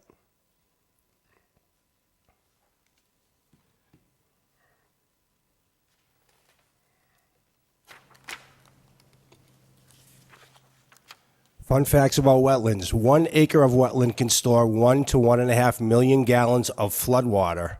Wetlands act as nature's kidneys, performing water filtration by removing nutrients and sediments from water. The U.S. Army Corps of Engineers found that protecting wetlands along the Charles River in Boston saved $17 million in potential flood damage. What wetlands do is they slow water flow and allow nutrients from fertilizer application, like farming, manure, leaking septic tanks, and municipal sewerage to be absorbed by plant roots and microorganisms in the soils under the wetlands. This filtration process removes much of the water's nutrient and pollutant load by the time it leaves a wetland. Artificial wetlands are sometimes constructed to treat stormwater and wastewater because they are so good at this filtration process. For example, in Casella at Hardscrabble Road, they're going to be coming to conservation. They're proposing to do a gravel wetland in an existing detention pond so that the metals that run off the roof, the zinc and the other things, now the EPA has new more stringent regulations. So these man-made gravel wetlands are actually going to do a better job than the natural wetland of absorbing these metals and keeping them out of our water supply, filtering them out and such. That's going to be done by Walsh Engineering. They're one of the, they're a really great engineering firm out of Maine. They do a lot of wastewater treatment plants, you know, and waste facilities, that kind of stuff. And I'm looking forward to their presentation of conservation on Wednesday night.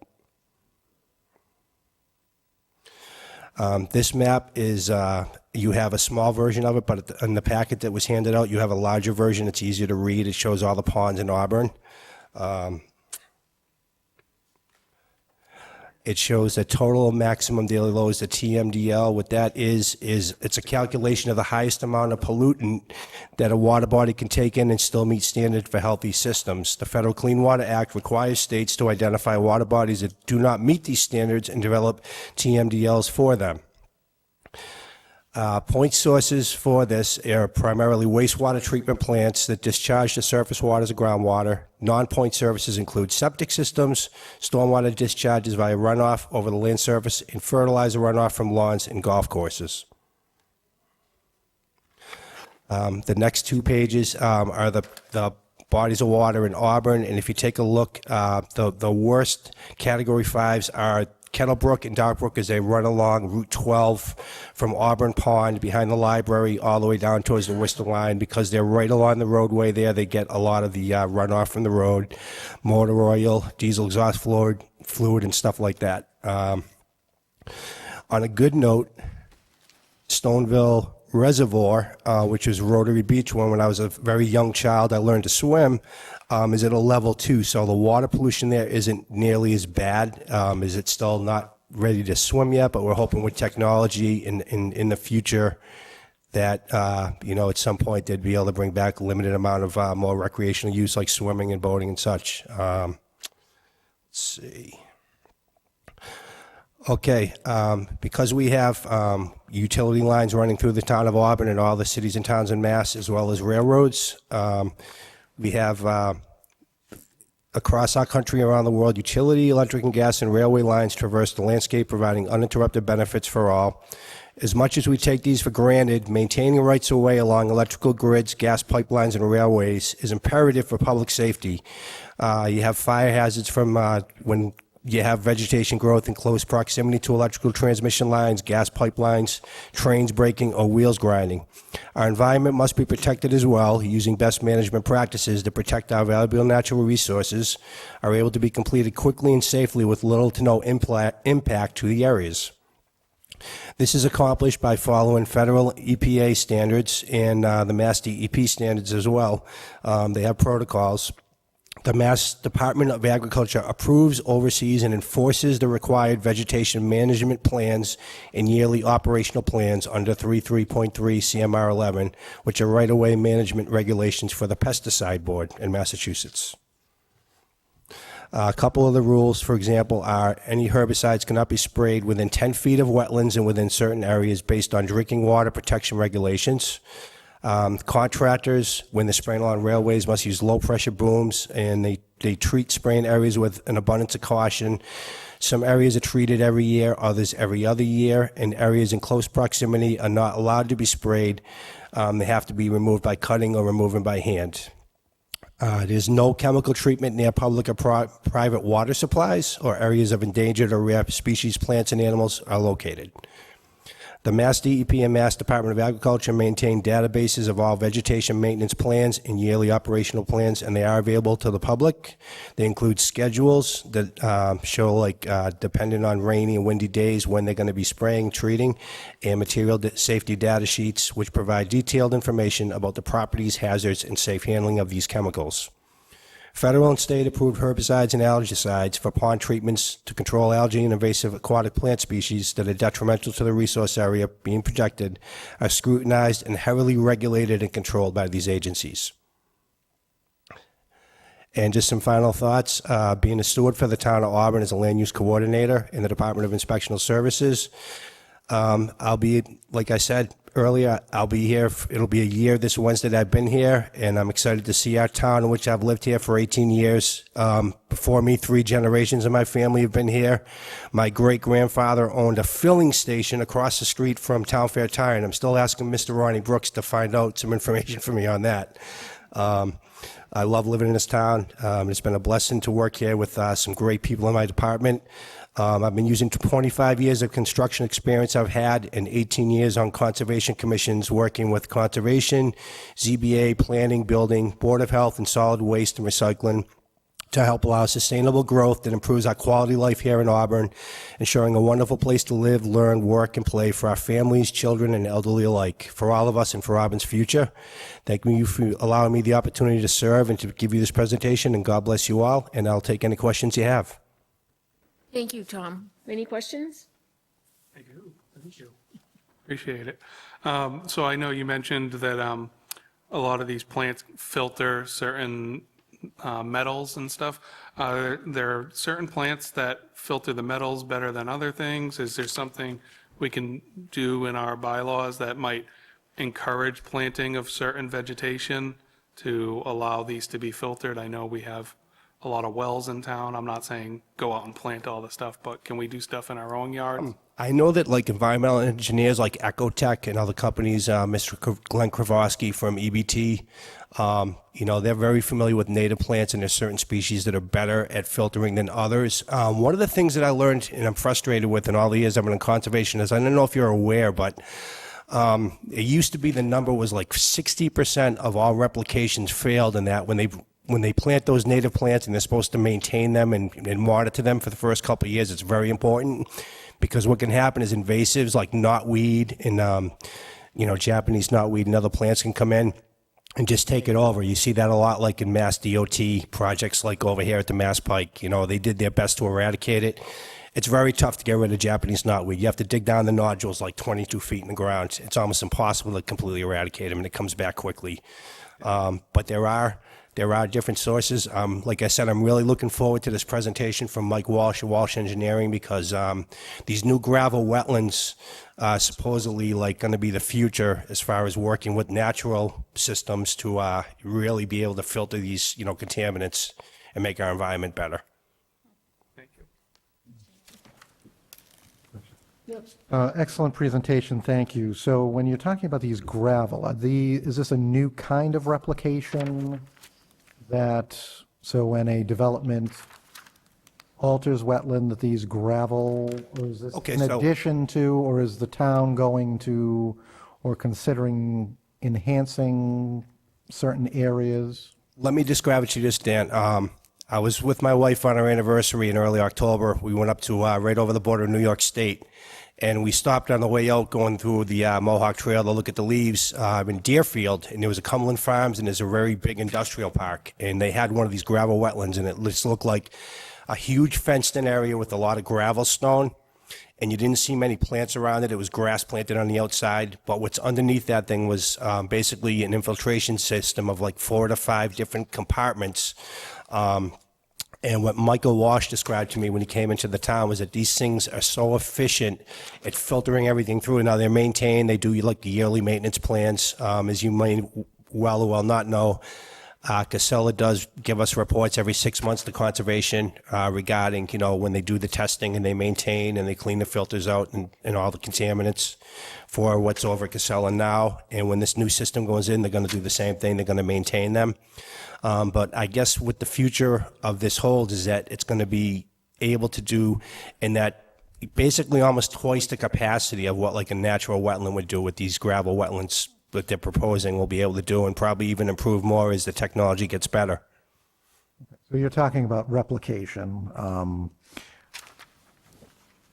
What is the cost of these? And of course, going back to my brief time as a commissioner, obviously it's great that there's alternatives that we can seek, but obviously they're not replacing the habitat that they're, so it's great that they're able to increase flood capacity and other things, but we also have to worry about habitat that we're removing, and that's part of the main reason I always understood replication was really required when they did that. So do we have any idea what kind of expense that this new type of replication would cost for the business owner, and are we bonding these things as part of that process?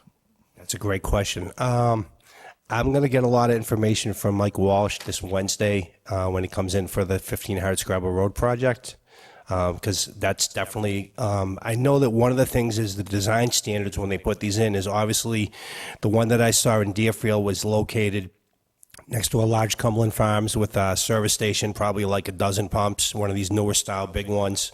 And it was right in an industrial park area. So, I mean, obviously, they're gonna use the best design standards that they can, I'd imagine, when they put these in, and going through like planning and stuff to make sure that these things, complement the environment. Obviously, you don't want a large area of fenced-in gravel in the middle of an area that's all natural. It would really stand out and it would look terrible.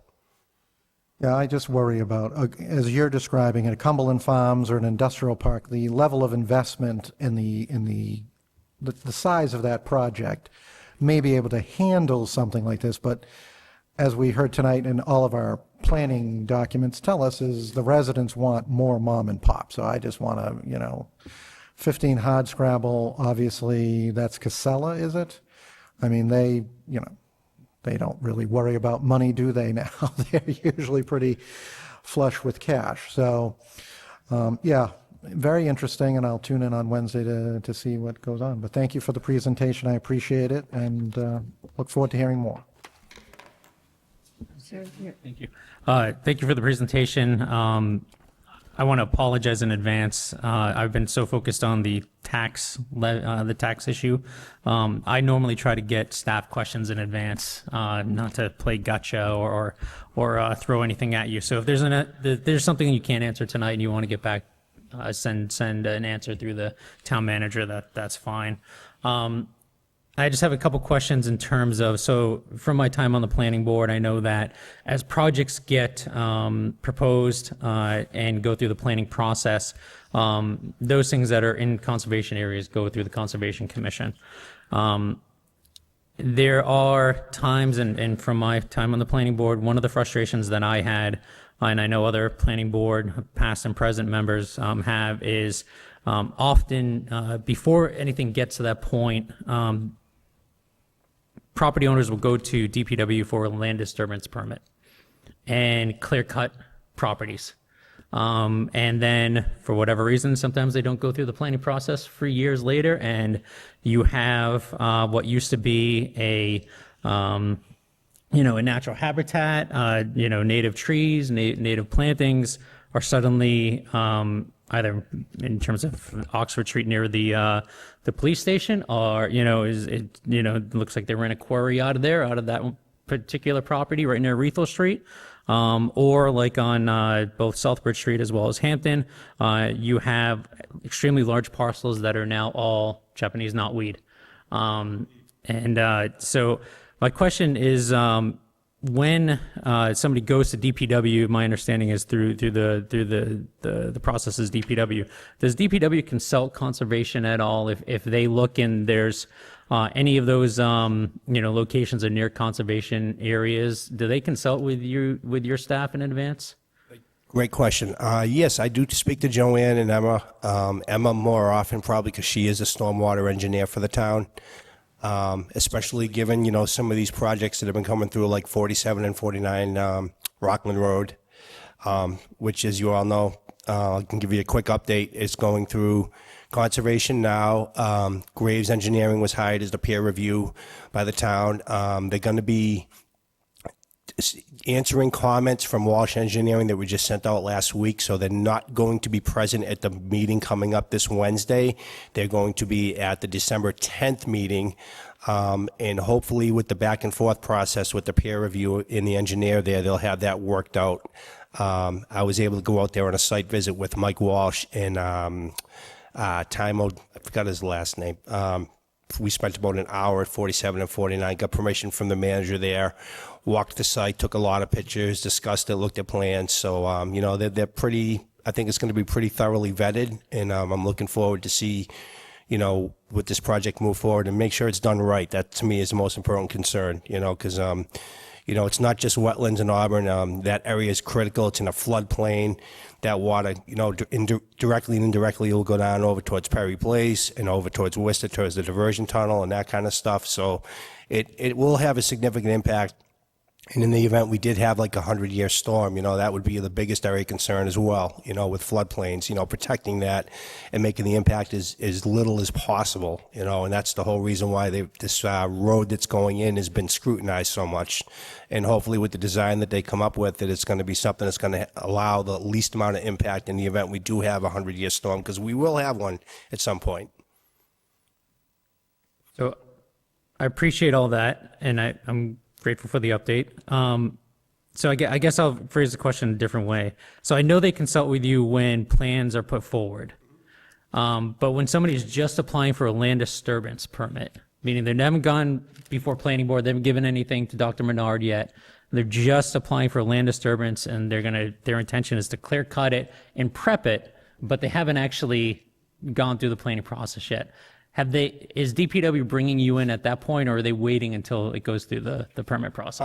In the year that I've been here, I haven't seen a project like that where they've gotten a permit coming through. Usually, because in DDIS, I work closely with Mr. Gary Allard, and when building permits come through, when they do come in through conservation, I look at the GIS, the updated mapping software, because it's much better than what we have for the town. It shows the actual, wetlands like Chapin Brook and stuff like that. So I scrutinize that, in the same thing. Part of my job responsibility is to try to facilitate and as they go through this planning process, to direct them in the right direction, like the DCG meetings. I think they're very critical. Because I think it saves a lot of time and money for the town and for the applicants, to streamline it. But, I would expect and entrust that, that if they were going for a land disturbance permit and there were issues with conservation, concerns, that I would be notified. I haven't been notified this year of any projects of that scope unless they've gone through conservation first. I can think of like Jerome Ave. They came into conservation. A company in Worcester is looking to relocate GM Corporation, and it's like right behind where Timbuktu is. And what they're going to be doing is locating from Worcester. They're, medium-sized contractor. They've been around Worcester for 20 years. I'm familiar with them. And I think it would be, great for them to come to Auburn. I think it would be a good benefit to the town in that project that they're doing. Right now, it's basically just going to be storage of some stone, bark mulch, that kind of stuff, nothing major. There is a water pump house right there. So there's areas in there that have underground piping that they cannot put any kind of heavy equipment or anything. They're very well aware of that. They don't want to damage their own property or damage any town stuff. So, they're going to be very careful what they do there. And if they do decide to develop, they're going to go through the proper channels. Thank you. Yeah, the parcels I know of happened before you were on staff, and I just want to make sure with you being on staff that all the departments are talking and working together. The other question I have is near a lot of our wetlands, our roads have what's called country drainage, which means that it's just flowing. It's not getting captured. It's flowing down a hill into a potential wetland. So is DPW again consulting with you when they are looking to redo these roads, to consult with conservation and discuss alternatives to a country drainage system, or as part of that country drainage system to put in some kind of protection where it's catching,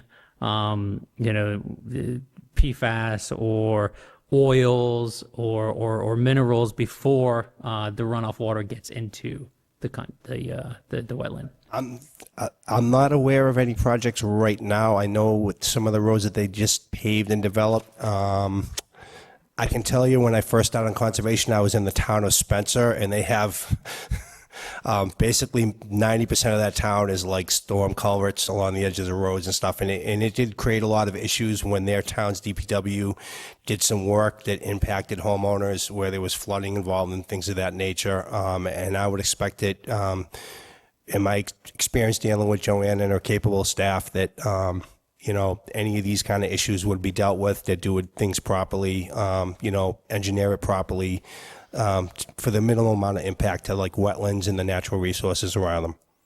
Thank you. The last question I have is, after a project gets approved with certain conservation restrictions, what kind of follow-up is happening either 6 months after it's constructed, 1 year? Do you guys go out and inspect and make sure they're complying, or at some point does it become just a complaint-based? I would say that would probably depend on the scope of the project. Since I've been in this position for a year now, I do have an Excel tracker sheet that follows the projects, and most of them seem to be single families. But like the bigger projects, a couple of weeks ago, that Monday when we had that rain, we had like an hour of rain between 8 and 9 o'clock. I was able to go out in a town vehicle at 9:30 and visited all these projects. I went over to the proposed fire station over there, 319 Washington Street. Those are the projects that I'm really keeping an eye on, the bigger projects that have the biggest impacts. The smaller projects like the houses and stuff like that. And it seems to me like sometimes I've seen where some of the people, like when they come in, with a building permit and they have conservation stuff, we try to streamline that. Generally, I would recommend them to do an RDA, unless it's something that's like got a big impact. Like, for example, 5 Friedel Street. I encouraged him to file a notice of intent, but he wanted to do an RDA anyways. And because it was in such close proximity to the brook there, the conservation felt, they gave a positive determination. You have to come back, do a notice of intent. And it's good that, the board is very familiar with a lot of these engineers like Glenn Kravosky and people from Ecotech. They're really good, talented professionals that know what they're doing. They do a good job. Glenn was actually able to identify near 5 Friedel an old area that had not a junkyard, but it had some debris and stuff in it that he's going to propose and he's going to clean out. So it's going to make that whole area that much cleaner, which is great. Great. Thank you. And congratulations on 1 year. Thank you. Any more questions from the board? Yes, Dan? I do have one more, because as I was just thinking and listening to Mr. Crane, another big ask in planning documents is a swimming program. Most of our, as you've highlighted, most of our water bodies have some level of impairment. Would one or another of those water bodies be more of a lift to make them suitable for a swim program, or over another, I guess? So I'm thinking Camp Gleason, obviously we've just redone the building, it's got parking, the other location doesn't really have parking and you have to cross the street, so. Yeah, I can be completely honest with you. My experience in construction, probably part of the reason why you have the water conditions at Camp Gleason is because when you have an area where there's a lot of mobile homes or single-family homes that have like septic systems and that, a lot of them have the old gray wells. And even though they're not supposed to use a dishwasher or washing machine, they use them anyways. And what happens is the phosphates get in there. And as you know, the phosphates get in there, the algae blooms feed on it. And that's why Eddie Pond is what it is every summer. It's crazy. And you see that everywhere. Anywhere you have development where there's a lot of houses or mobile homes or anything like that, it just, they're not there yet. Maybe in 20 years, they'll have better products than Tide that don't create phosphates and don't promote algae growth. But what can we do to counteract these things? Because over the last 20 years, I've noticed, especially out in the Princeton area, a lot of very clear lakes have now become, as you say, impaired to the extent that they're, just not usable. And they used to be usable. So, I'm just looking for some sort of idea if Gleason would be a good place for us to investigate to do a swim program, because again, I think we've been talking about it for the better part of 20 years, probably since the racquetball club closed their or paved over their pool for the, volleyball court. So I don't have an answer, but I will find out who I could speak to at the state probably, because I would love to know. It would be fantastic to have some kind of a swimming program in one of the bodies of water in Auburn, or even swimming, boating, canoeing, that kind of thing. I know we have canoeing. My neighbor's son's, his Boy Scout troop just built a new canoe rack behind the fire department for the high school for their canoes. So, anything like that, I would absolutely, I will look into seeing who I can talk to in the state and find out and get an answer. But like I said, I was very happy to see that Stoneville Reservoir was only a Category 2, which means the water is not ideal, but it's the best body of water in the town. So I'd appreciate it. Thank you. That's great. Thanks a lot, Tom. Appreciate you stopping by and waiting so long. thank you very much for your time and have a great evening. You too. Thank you.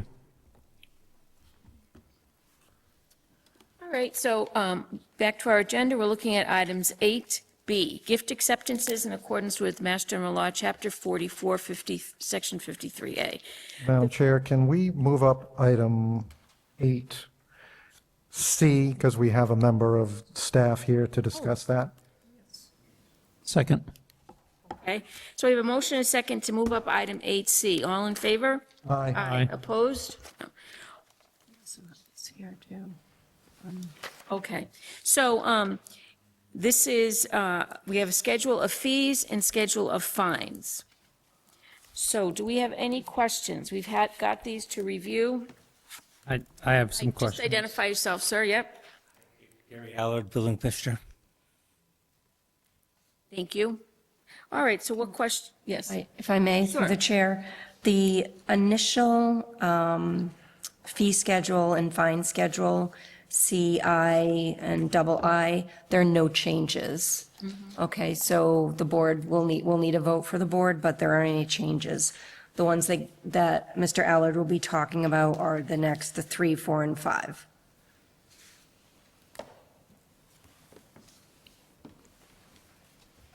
So do we want to go to 3, 4, and 5? Is that what your intention is, Mr. Carpenter? Yes, I didn't know if anybody had questions. Just because they haven't changed doesn't mean we don't want to zero them out. I have questions on those, but since, Mr. Allard is here, I think we take his stuff first.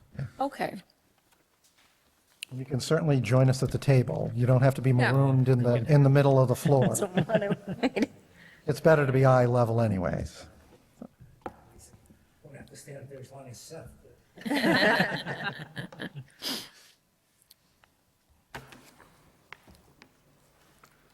questions?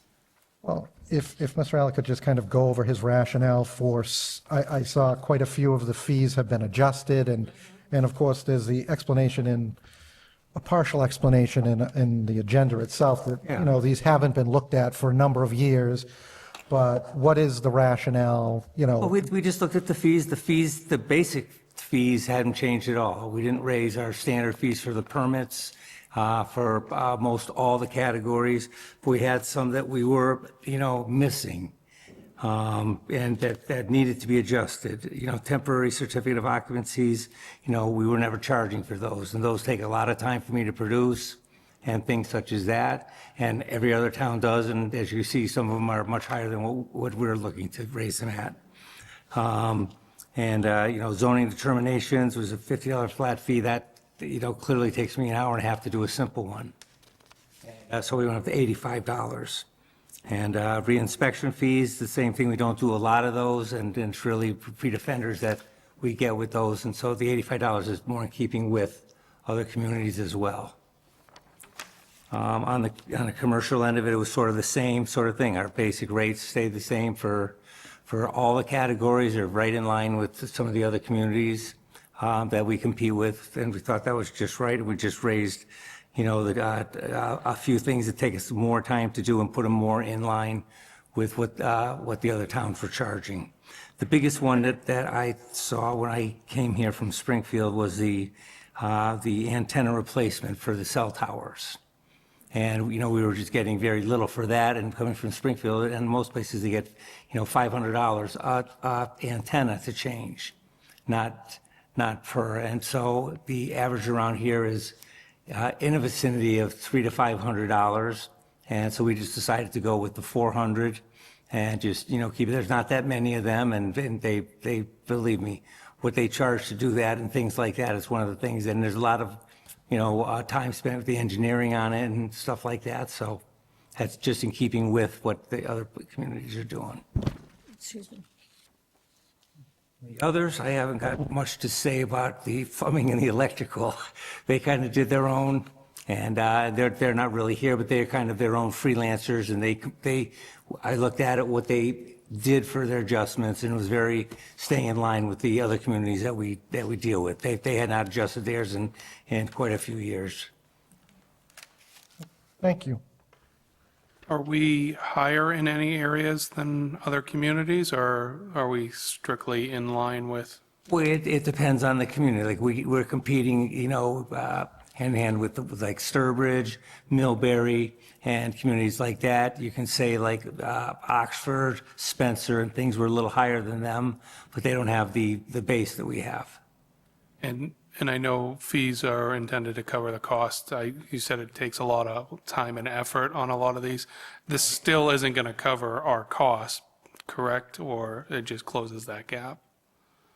Oh, we hold our own with these. Okay.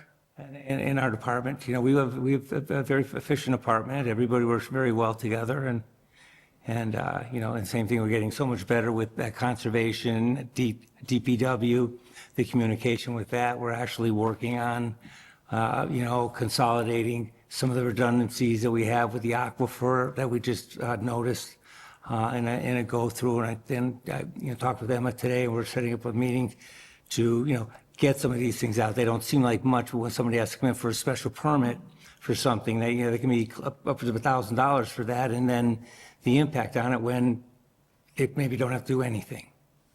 So we're working on trying to keep things, where they should be.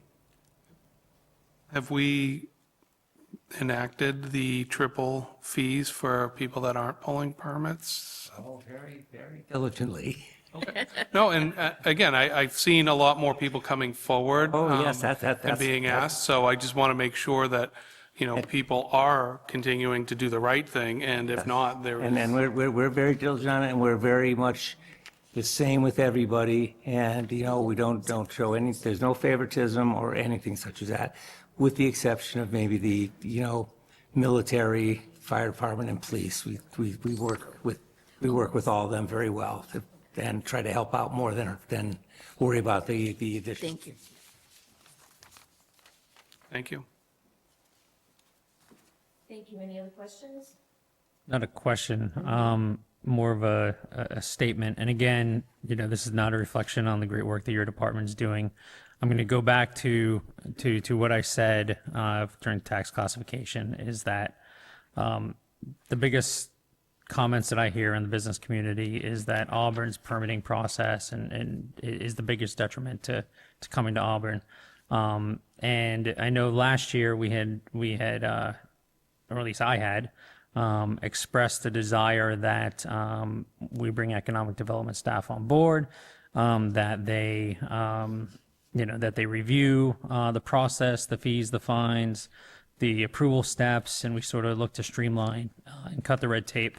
And I understand due to timing, with the time it took to bring a permanent town manager in, then to obviously advertise and bring an assistant in, that hasn't happened.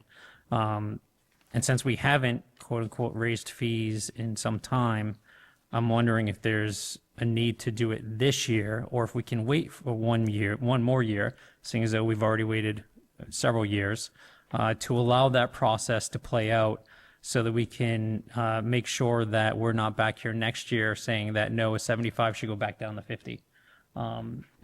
If we can just take that time and not put it at 75 and wait for it to be at 50. For which? If I may, through the chair, Paul is, he's been here for 6 weeks. There's a lot of work that's being done by staff with Paul and separate from Paul, and the fees and fines were already vetted quite extensively through DDIS. And based on the fact that we anticipate a very difficult financial year next year, I would highly recommend that these be adopted and amended in the future if necessary. I do think that your concerns about the permitting process, I understand that, and you will definitely be seeing some changes with how we process permits when it comes to businesses and people coming into town to do work in the town.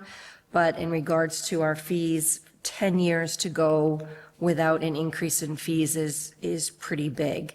I was not aware of that, obviously, until that was brought to my attention. So they felt it was integral to update these fees for this year. They have to be revisited, or they're actually voted every year. So I think my recommendation would be to adopt the recommendation by the building commissioner and revisit next year if possible.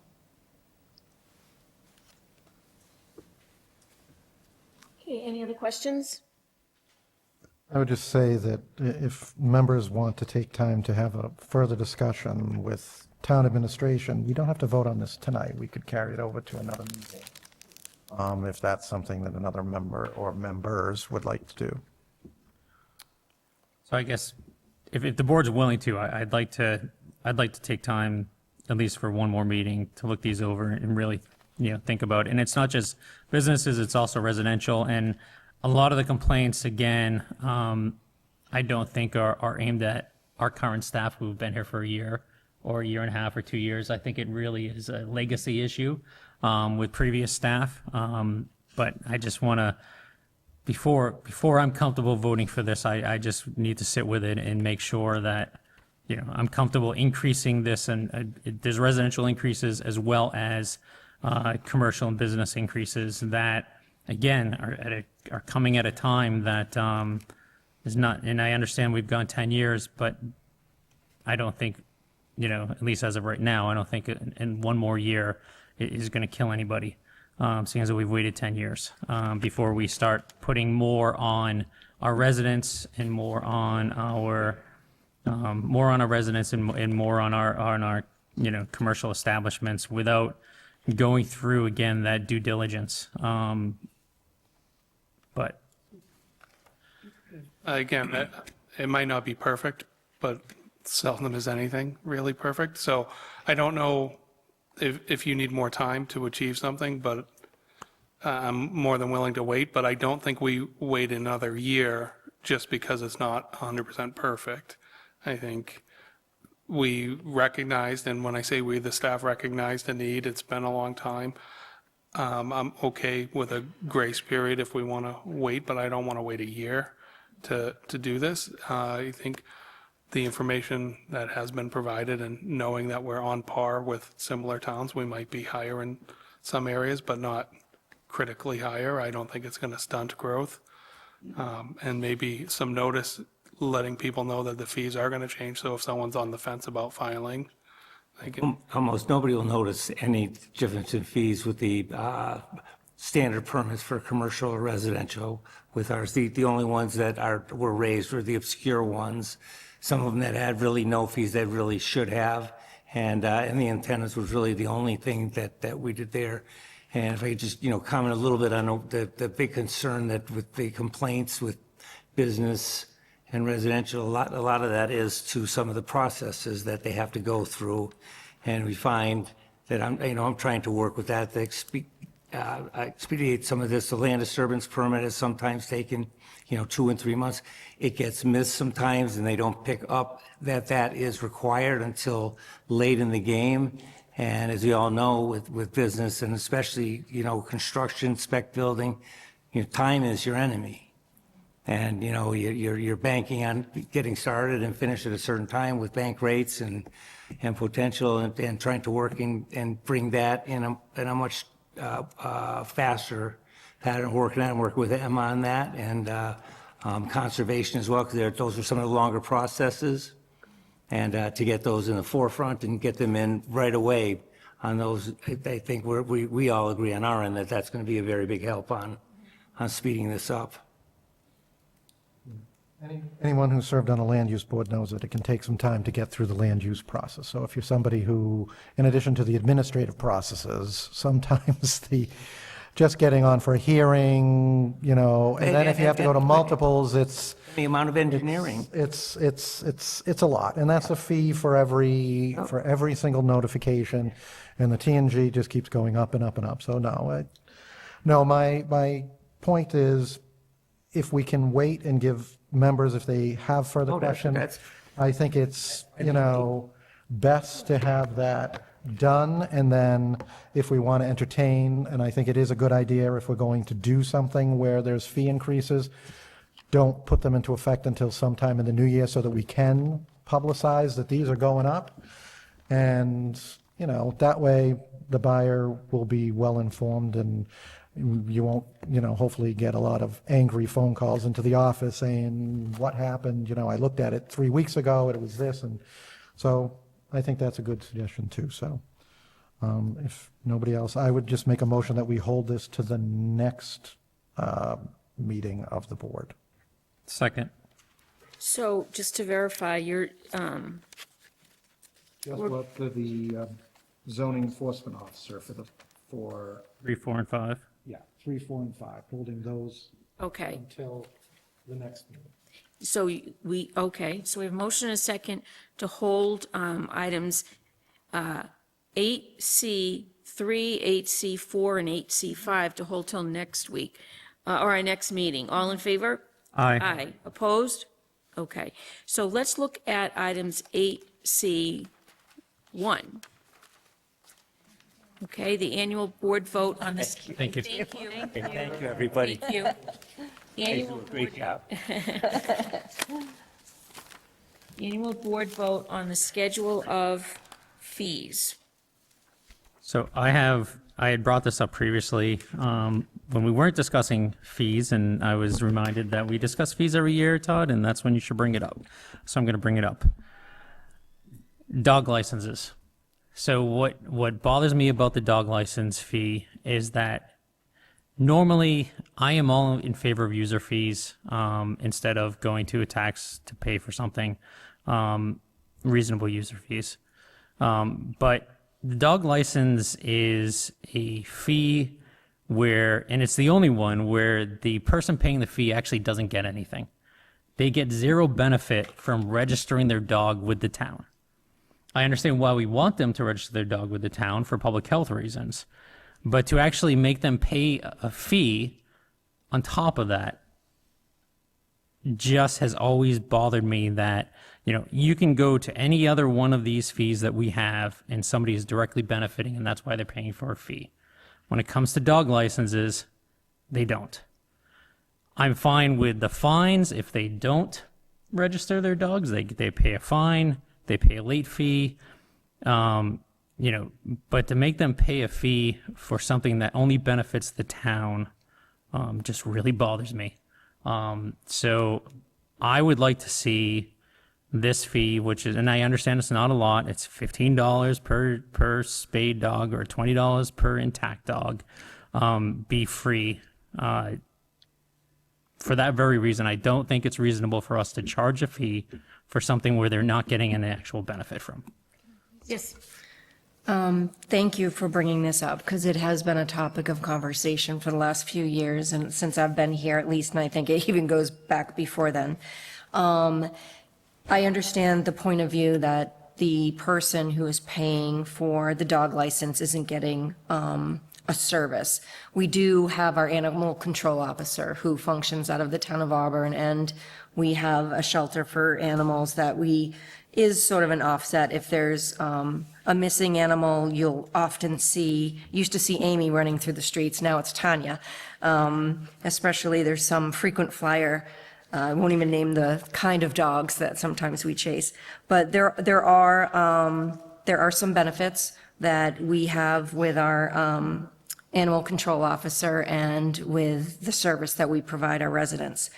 I would be a little concerned in a year when we are tight financially to reduce a fee that probably generates upwards of $50,000 a year. And I can get you more, if you want to hold the item, I can get you more accurate numbers so that we're better prepared to discuss. But those are my two things. I think there is a service that we provide. It's not as easy to be seen as maybe some of the other services that we provide. I guess the counter that I would say to that is that we have an entire section called animal care where impoundment for animal pickup fee is $40, impoundment for animal boarding fee, I think it's a per night fee of $20 plus the $40 for the pickup fee. So again, those people that are using that service of the animal officer going out and picking up the dog or cat, and then impounding it, housing it, there's fees associated with that. That again, that's a service that, if my dog gets out and you find my dog, and I'm paying for that service now. But again, the dog owner that is just paying for a license fee that they never use doesn't get a service from the animal control officer unless that dog gets out, and then they're paying for that service. They're paying $40 every time their dog gets out and gets picked up by the animal control officer or Auburn PD or somebody. So I guess, I understand that argument. I just don't think it carries much weight. But that's just me. If the rest of the board is comfortable moving forward, I just want to, again, raise the issue that we are charging a fee for a service we're not providing. So to your point, so we have to license dogs. It's MGL. We have to run a program, which costs money to run any sort of program. But to your point of the animal control officer is charging an impoundment fee. We had a dog pass away last year who got out a lot to the point the neighbors knew who she was, and I was incredibly apologetic.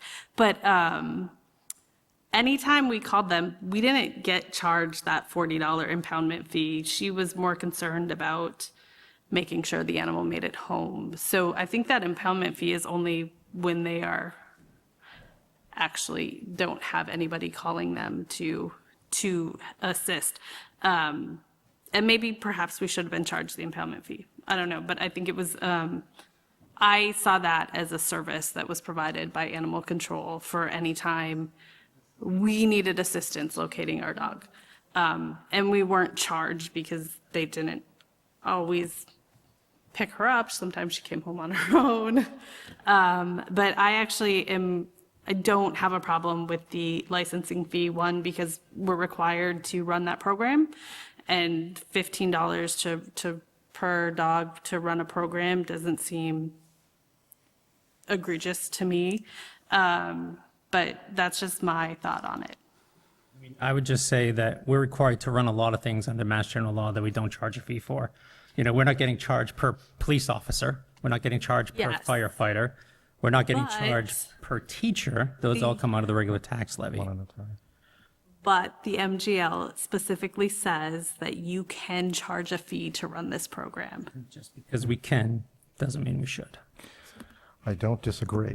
But in that the manager has offered to provide additional information, and I'm a big fan of, if Mr. Crane has this question, how many other people have questions? So if the town administration is willing to do a presentation at the next meeting to justify the fee and why it is not only important from an economic health standpoint, but how it's, directly impacting the service provided or the function provided, I'd be happy to, hold these, because there's no change, so there's nothing that we have to worry about. But I'm always a fan of hearing more about these things. And again, there are people at home. If one of us has a question, there's a chance that many, many other people are like, why the hell am I paying that fee? And I'm sick of paying fees, and maybe we can change 20% of their minds. I don't know, but I'd be willing to, hold this to the next meeting and give town administration an opportunity to present to the board and the community at large. Are there other animal fees that can be discussed as well? Because I believe that some people have to register other animals.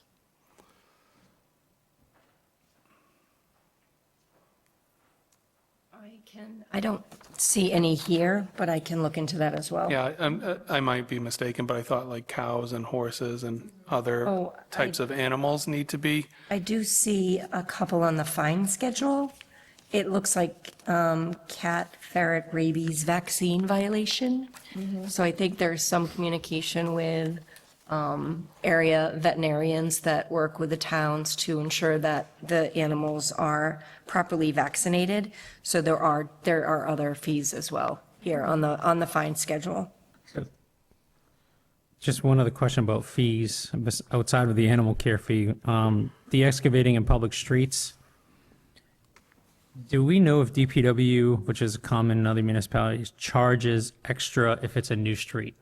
So if we've just paved the road and National Grid's going to come in or Eversource is going to come in and cut into that road, is there an extra fee they're paying for, even because normally you can do a moratorium, but if they declare it as emergency, and they always declare it as an emergency, if they cut into that brand new road, are we charging them extra?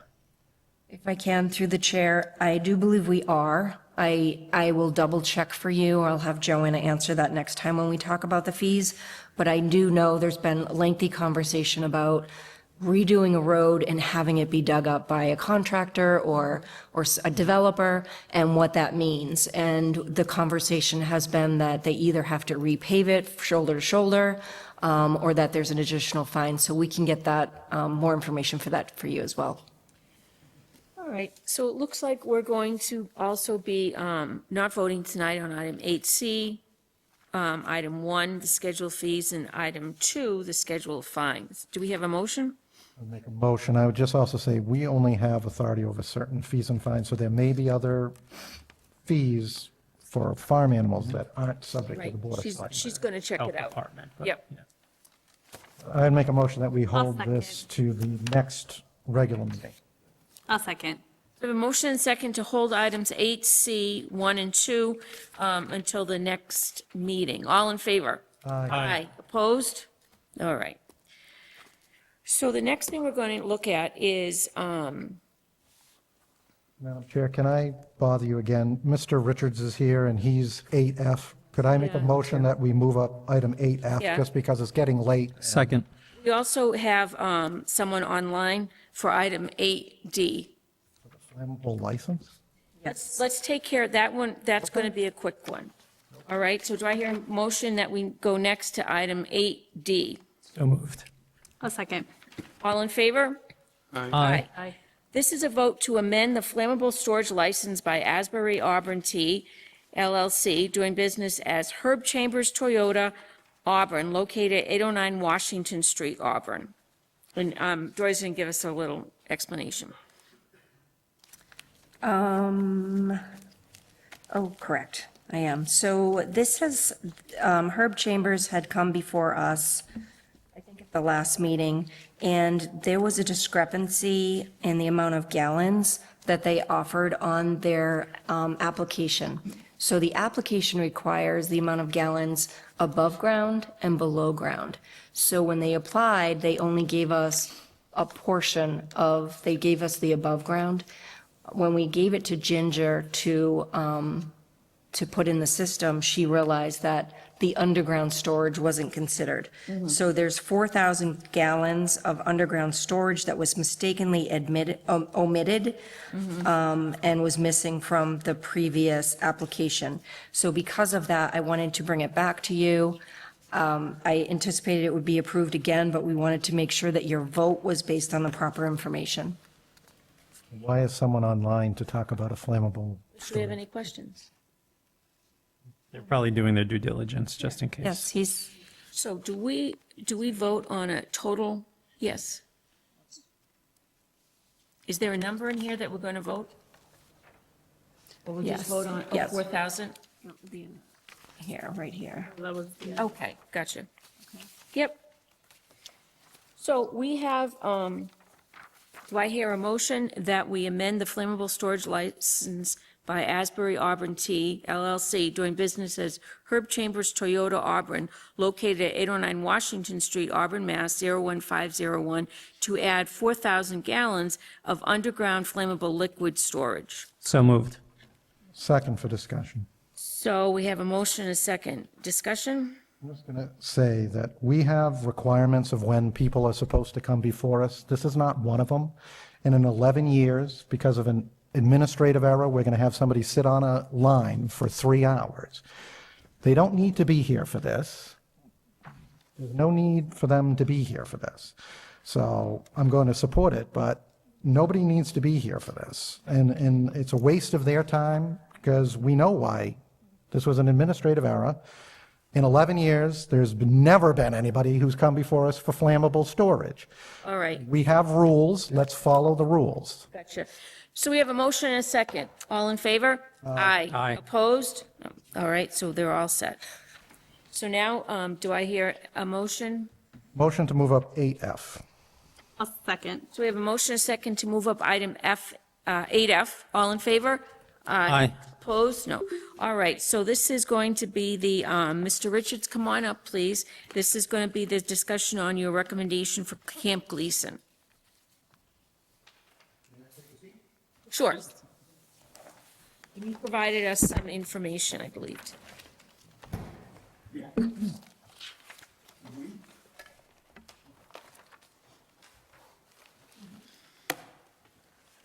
Good evening. Auburn's best and brightest, the nearly empty gallery, those with beverages and popcorn at home, Madam Chair. Excelsior. I realize that by this point, every one of you, as of 9 a.m. this morning, reached decision overload, information overload, and it's been compounded with all this fun tax discussion. So I'll give you the bluff, the bullet points of the rough draft and sort of framework that you see in front of you.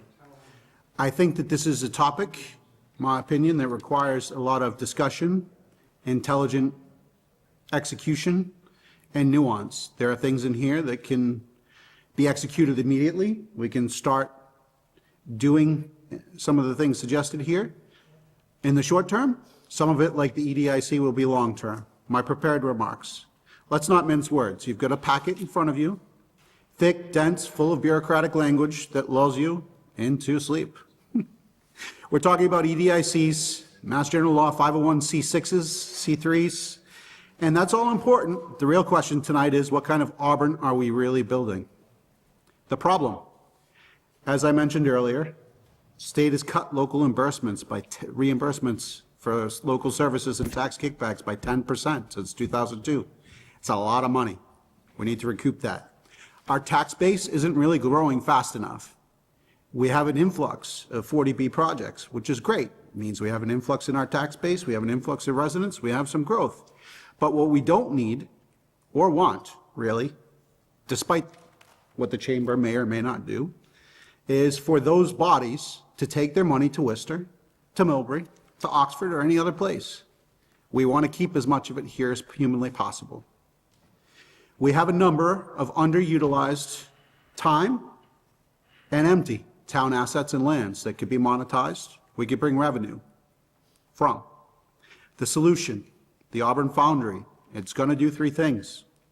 It activates dead or underutilized assets. We can turn a vacant kitchen at Eddie Pond into an hourly rental opportunity that brings revenue into either the EDIC, the 501c3, or a direct enterprise lease with the town. I believe you're doing a little bit of that now with a yoga enterprise there. 2, it creates a new, novel, and growing tax base. You don't have to keep trenching the one you got. New people come along, they give you more. It's a great thing. Progress. It costs you nothing. A 501c3 trust raises grants and donations for equipment. The EDIC operates pay rent to the town. And again, this is a framework. There are 3 or 4 different sub-avenues you can go down. You can contract out the operations if you don't want to deal with it, if it's a headache for you, if it's too much, whatever. You can operate it yourself. You can set up an independent board with a mix of town and private folks. There are a lot of things that you could do there. The model. Businesses that use Foundry spaces can earn fee discounts. This is really important. This is not a handout. This is governance.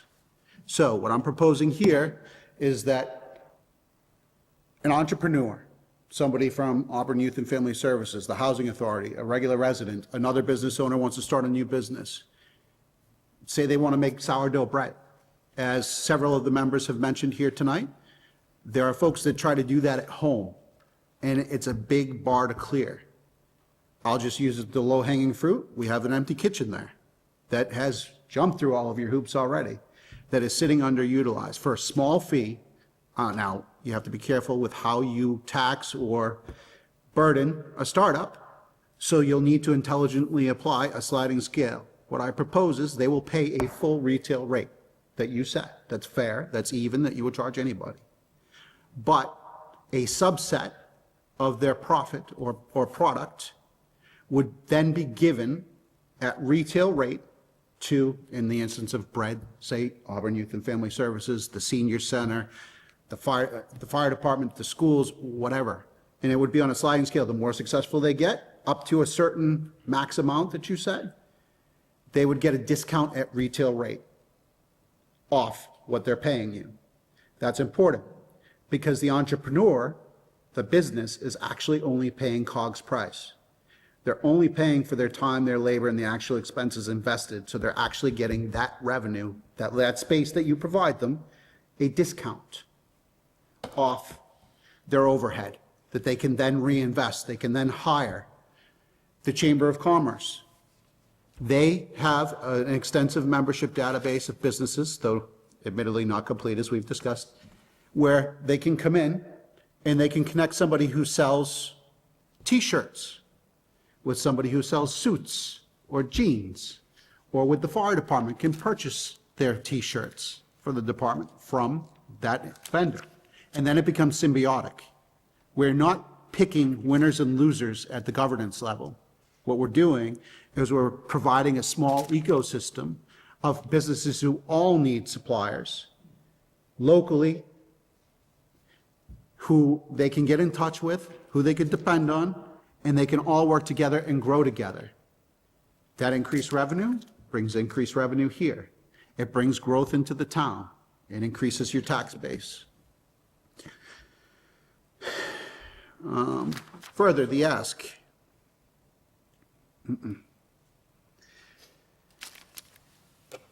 I'm requesting that you direct professional staff, the town manager, and departments to identify their assets. You should already have a pretty good handle on that. It's not a big ask. Times of where they are empty or underutilized. And ideas for businesses, types or styles, however you'd like to term it, that could take that space. So for example, low-hanging fruit, Camp Gleason, it's empty here. Maybe there's a digital creator who does YouTube content who could use a professional video studio, but because of equity issues, shall we say, they don't have the opportunity to have that at home. They could pay a nominal fee and utilize the professional video equipment that ACTV has set up there.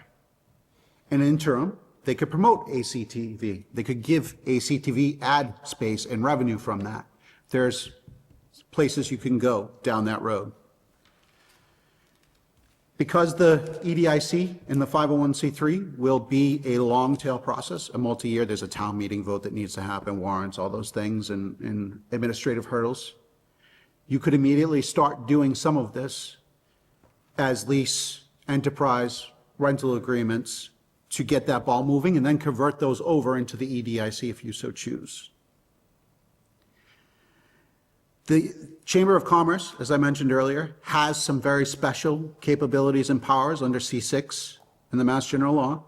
They have unique opportunities that other entities don't with the state, with federal governments, and other nonprofits to get grants, to give grants to the town, to do other things to support these businesses in their mentorship. Now, the 501c3 trust that would come as part of the EDIC has some overlap on the Venn diagram of what they're able to do, so they would need to partner closely so they don't replicate efforts with the Chamber of Commerce.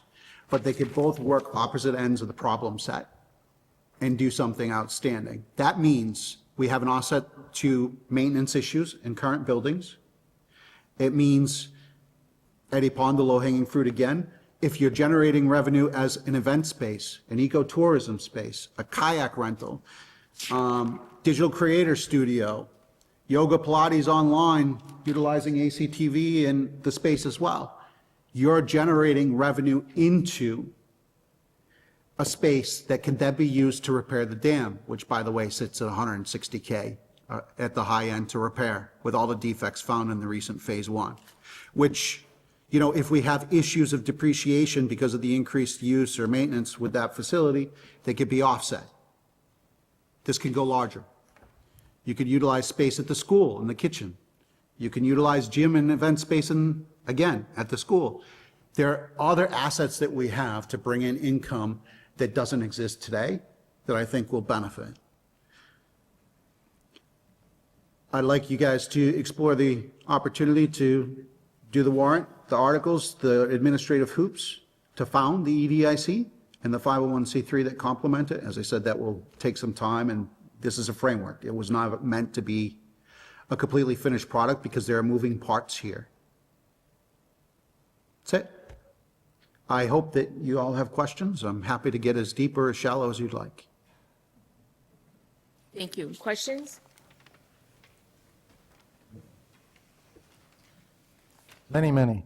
So really not a question for you, Mr. Richards, other than to say thank you for doing the work, the initial work for this. I really think we need town administration to form some form of working group.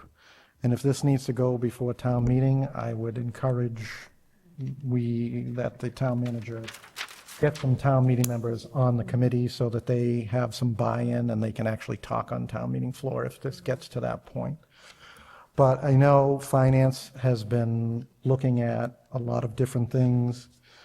You know, obviously we would want finance to look at this and make sure that before we did anything, or that would be my recommendation, that we send it to finance for their review and any comments they may have. But So, if I may,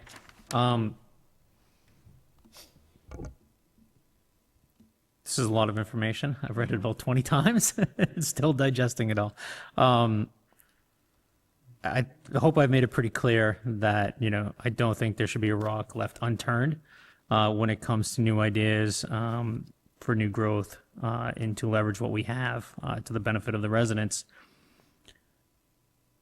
I agree that I think, you know, this requires, you know, there's a lot of unknowns here. Like you said, this is the beginning, this is the framework, but there's a lot of unknowns that I don't think any of us have all the answers to, including our staff without significant research. While I understand forming another committee, we have lots of committees in town. We have a committee right now, and correct me if I'm wrong, that has a certain level of expertise when it comes to economic development. It's the Economic Development Committee.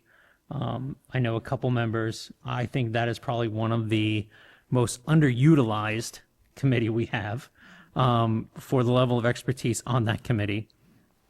I know they're appointed by the town manager, not by us.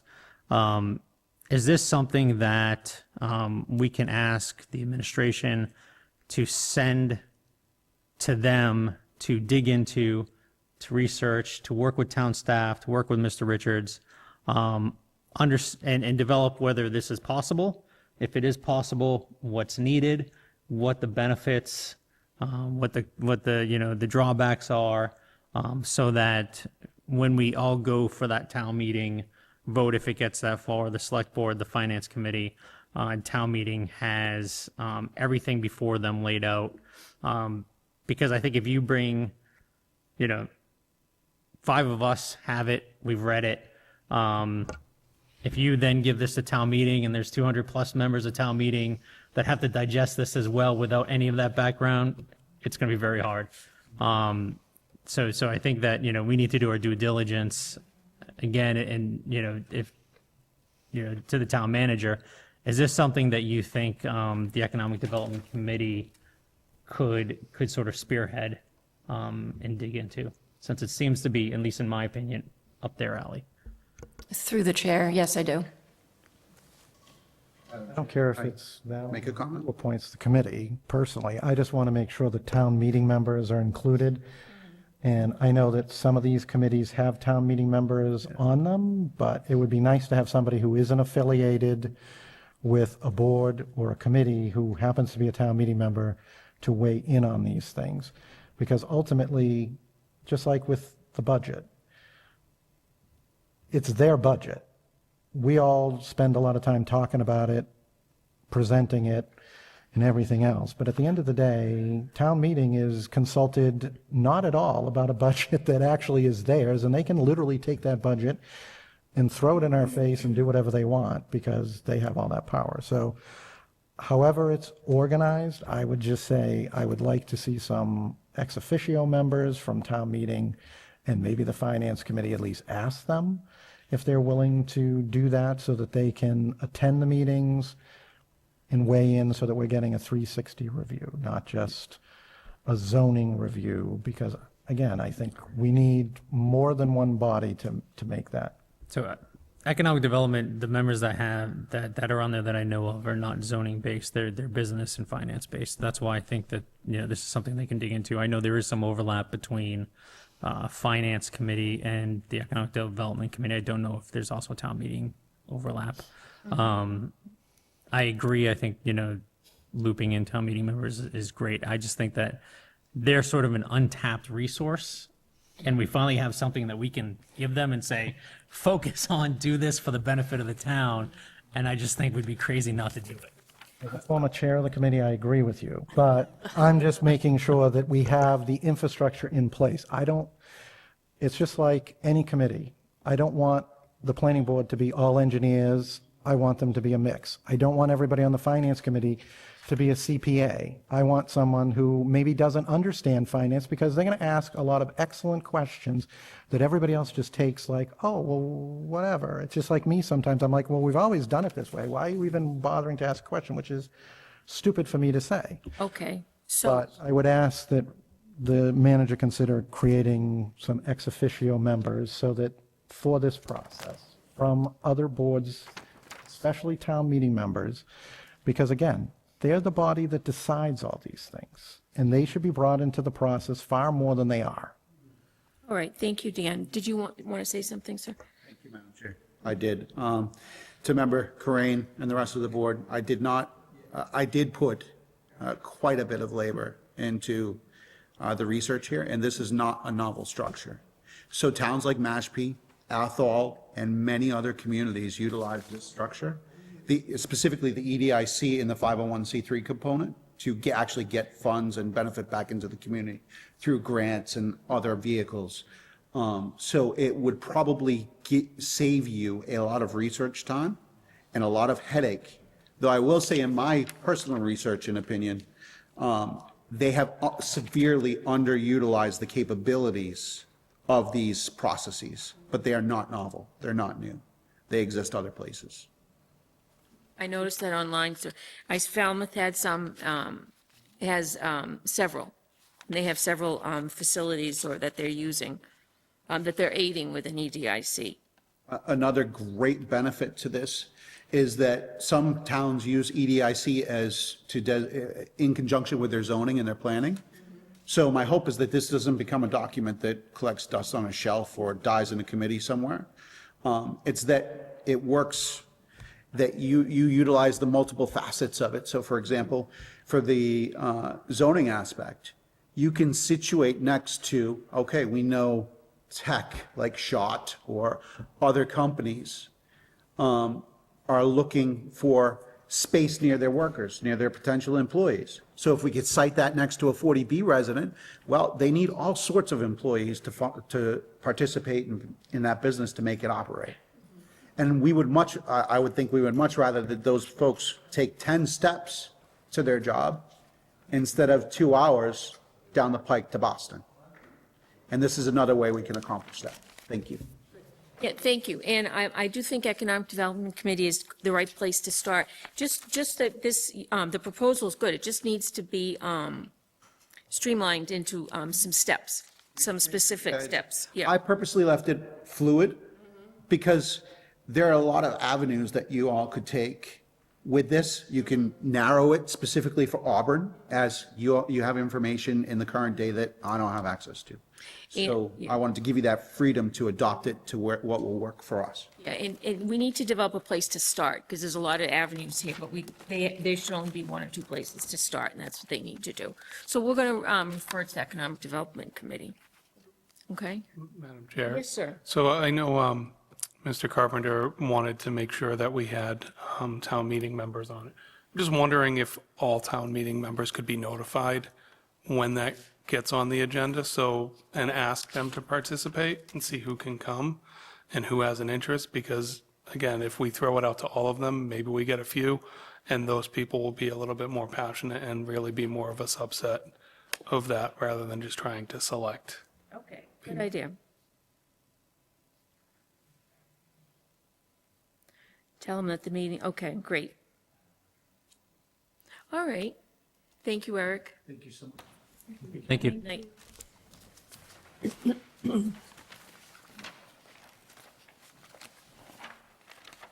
All right, so we still have a few things to look at here. We need to go back to item 8. Well, let's do 8C6 first. We have a list of zoning board of appeals fees. There's no vote there. It says just acknowledging it, Okay, good. communication. So we're acknowledging it. So now we'll go look at the 2 gifts. The first is, there is a $100 check given to the, by the Fur Friends of Auburn to the Animal Control Department in memory of, for Kathleen Sabina Animal Compound in loving memory of Ron Prouty. Motion to accept with gratitude. Second. We have a motion and a second to accept the gift. All in favor? Aye. All opposed? Okay. The next gift is also from the Fur Friends of Auburn. It's a gift to the police department, $1,500 for the K-9 unit. Make a motion that we accept with gratitude and that a letter be prepared for the chair's signature to include mention of the $100 gift to the animal control. Second. We have a motion and a second to accept the gift. All in favor? Aye. Aye. Opposed? All right, back to our agenda. So now we're looking at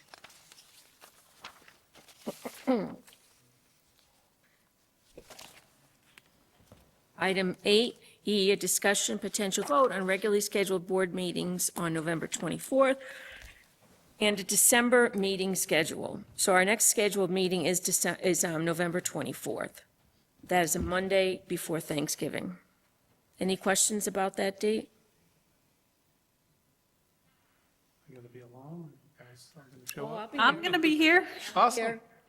Excellent. Sorry. All righty, the Monday before 24th. Thanksgiving. Yeah, I'll be here. Okay. That works. Awesome. All right, so that's when we'll have our November meeting. Then we can look at our December dates. We would be meeting on the 8th, the 22nd, and possibly the 29th of December. I'm available the 8th, but I am not available in person the 22nd or the 29th. I have no life, so I'm available all of them. I also am available for all of them, too. So the 29th might not be needed, correct? Yeah, we could leave that, we could just put that as a possible date and wait and see if anything comes up that we would need to address. And will we have a quorum on the 22nd? Well, I would make a motion that we meet on the 8th and the 29th. The 22nd is the week of Christmas. Staff shouldn't have to be coming here the week of Christmas unless it's, the sky is falling, which hasn't happened. So I would make a motion that we schedule them on the 8th and the 29th if we have business. If we don't need the 29th, we don't need to meet, but that's my motion. Motion is second to meet on December 8th and December 29th, as long as we have business to discuss on December 29th. All in favor? Aye. Opposed? Okay. And we have minutes from October 27th, 2025. Do I hear any questions about those minutes? We're excellent. Thank you, Daniel. Okay, so do we, I'm not going to have a motion, but we can accept those October 27th, 2025 meeting minutes as read. Do I hear a motion to adjourn? So moved. Seconded. All in favor? Aye. Opposed? Okay, we are adjourned.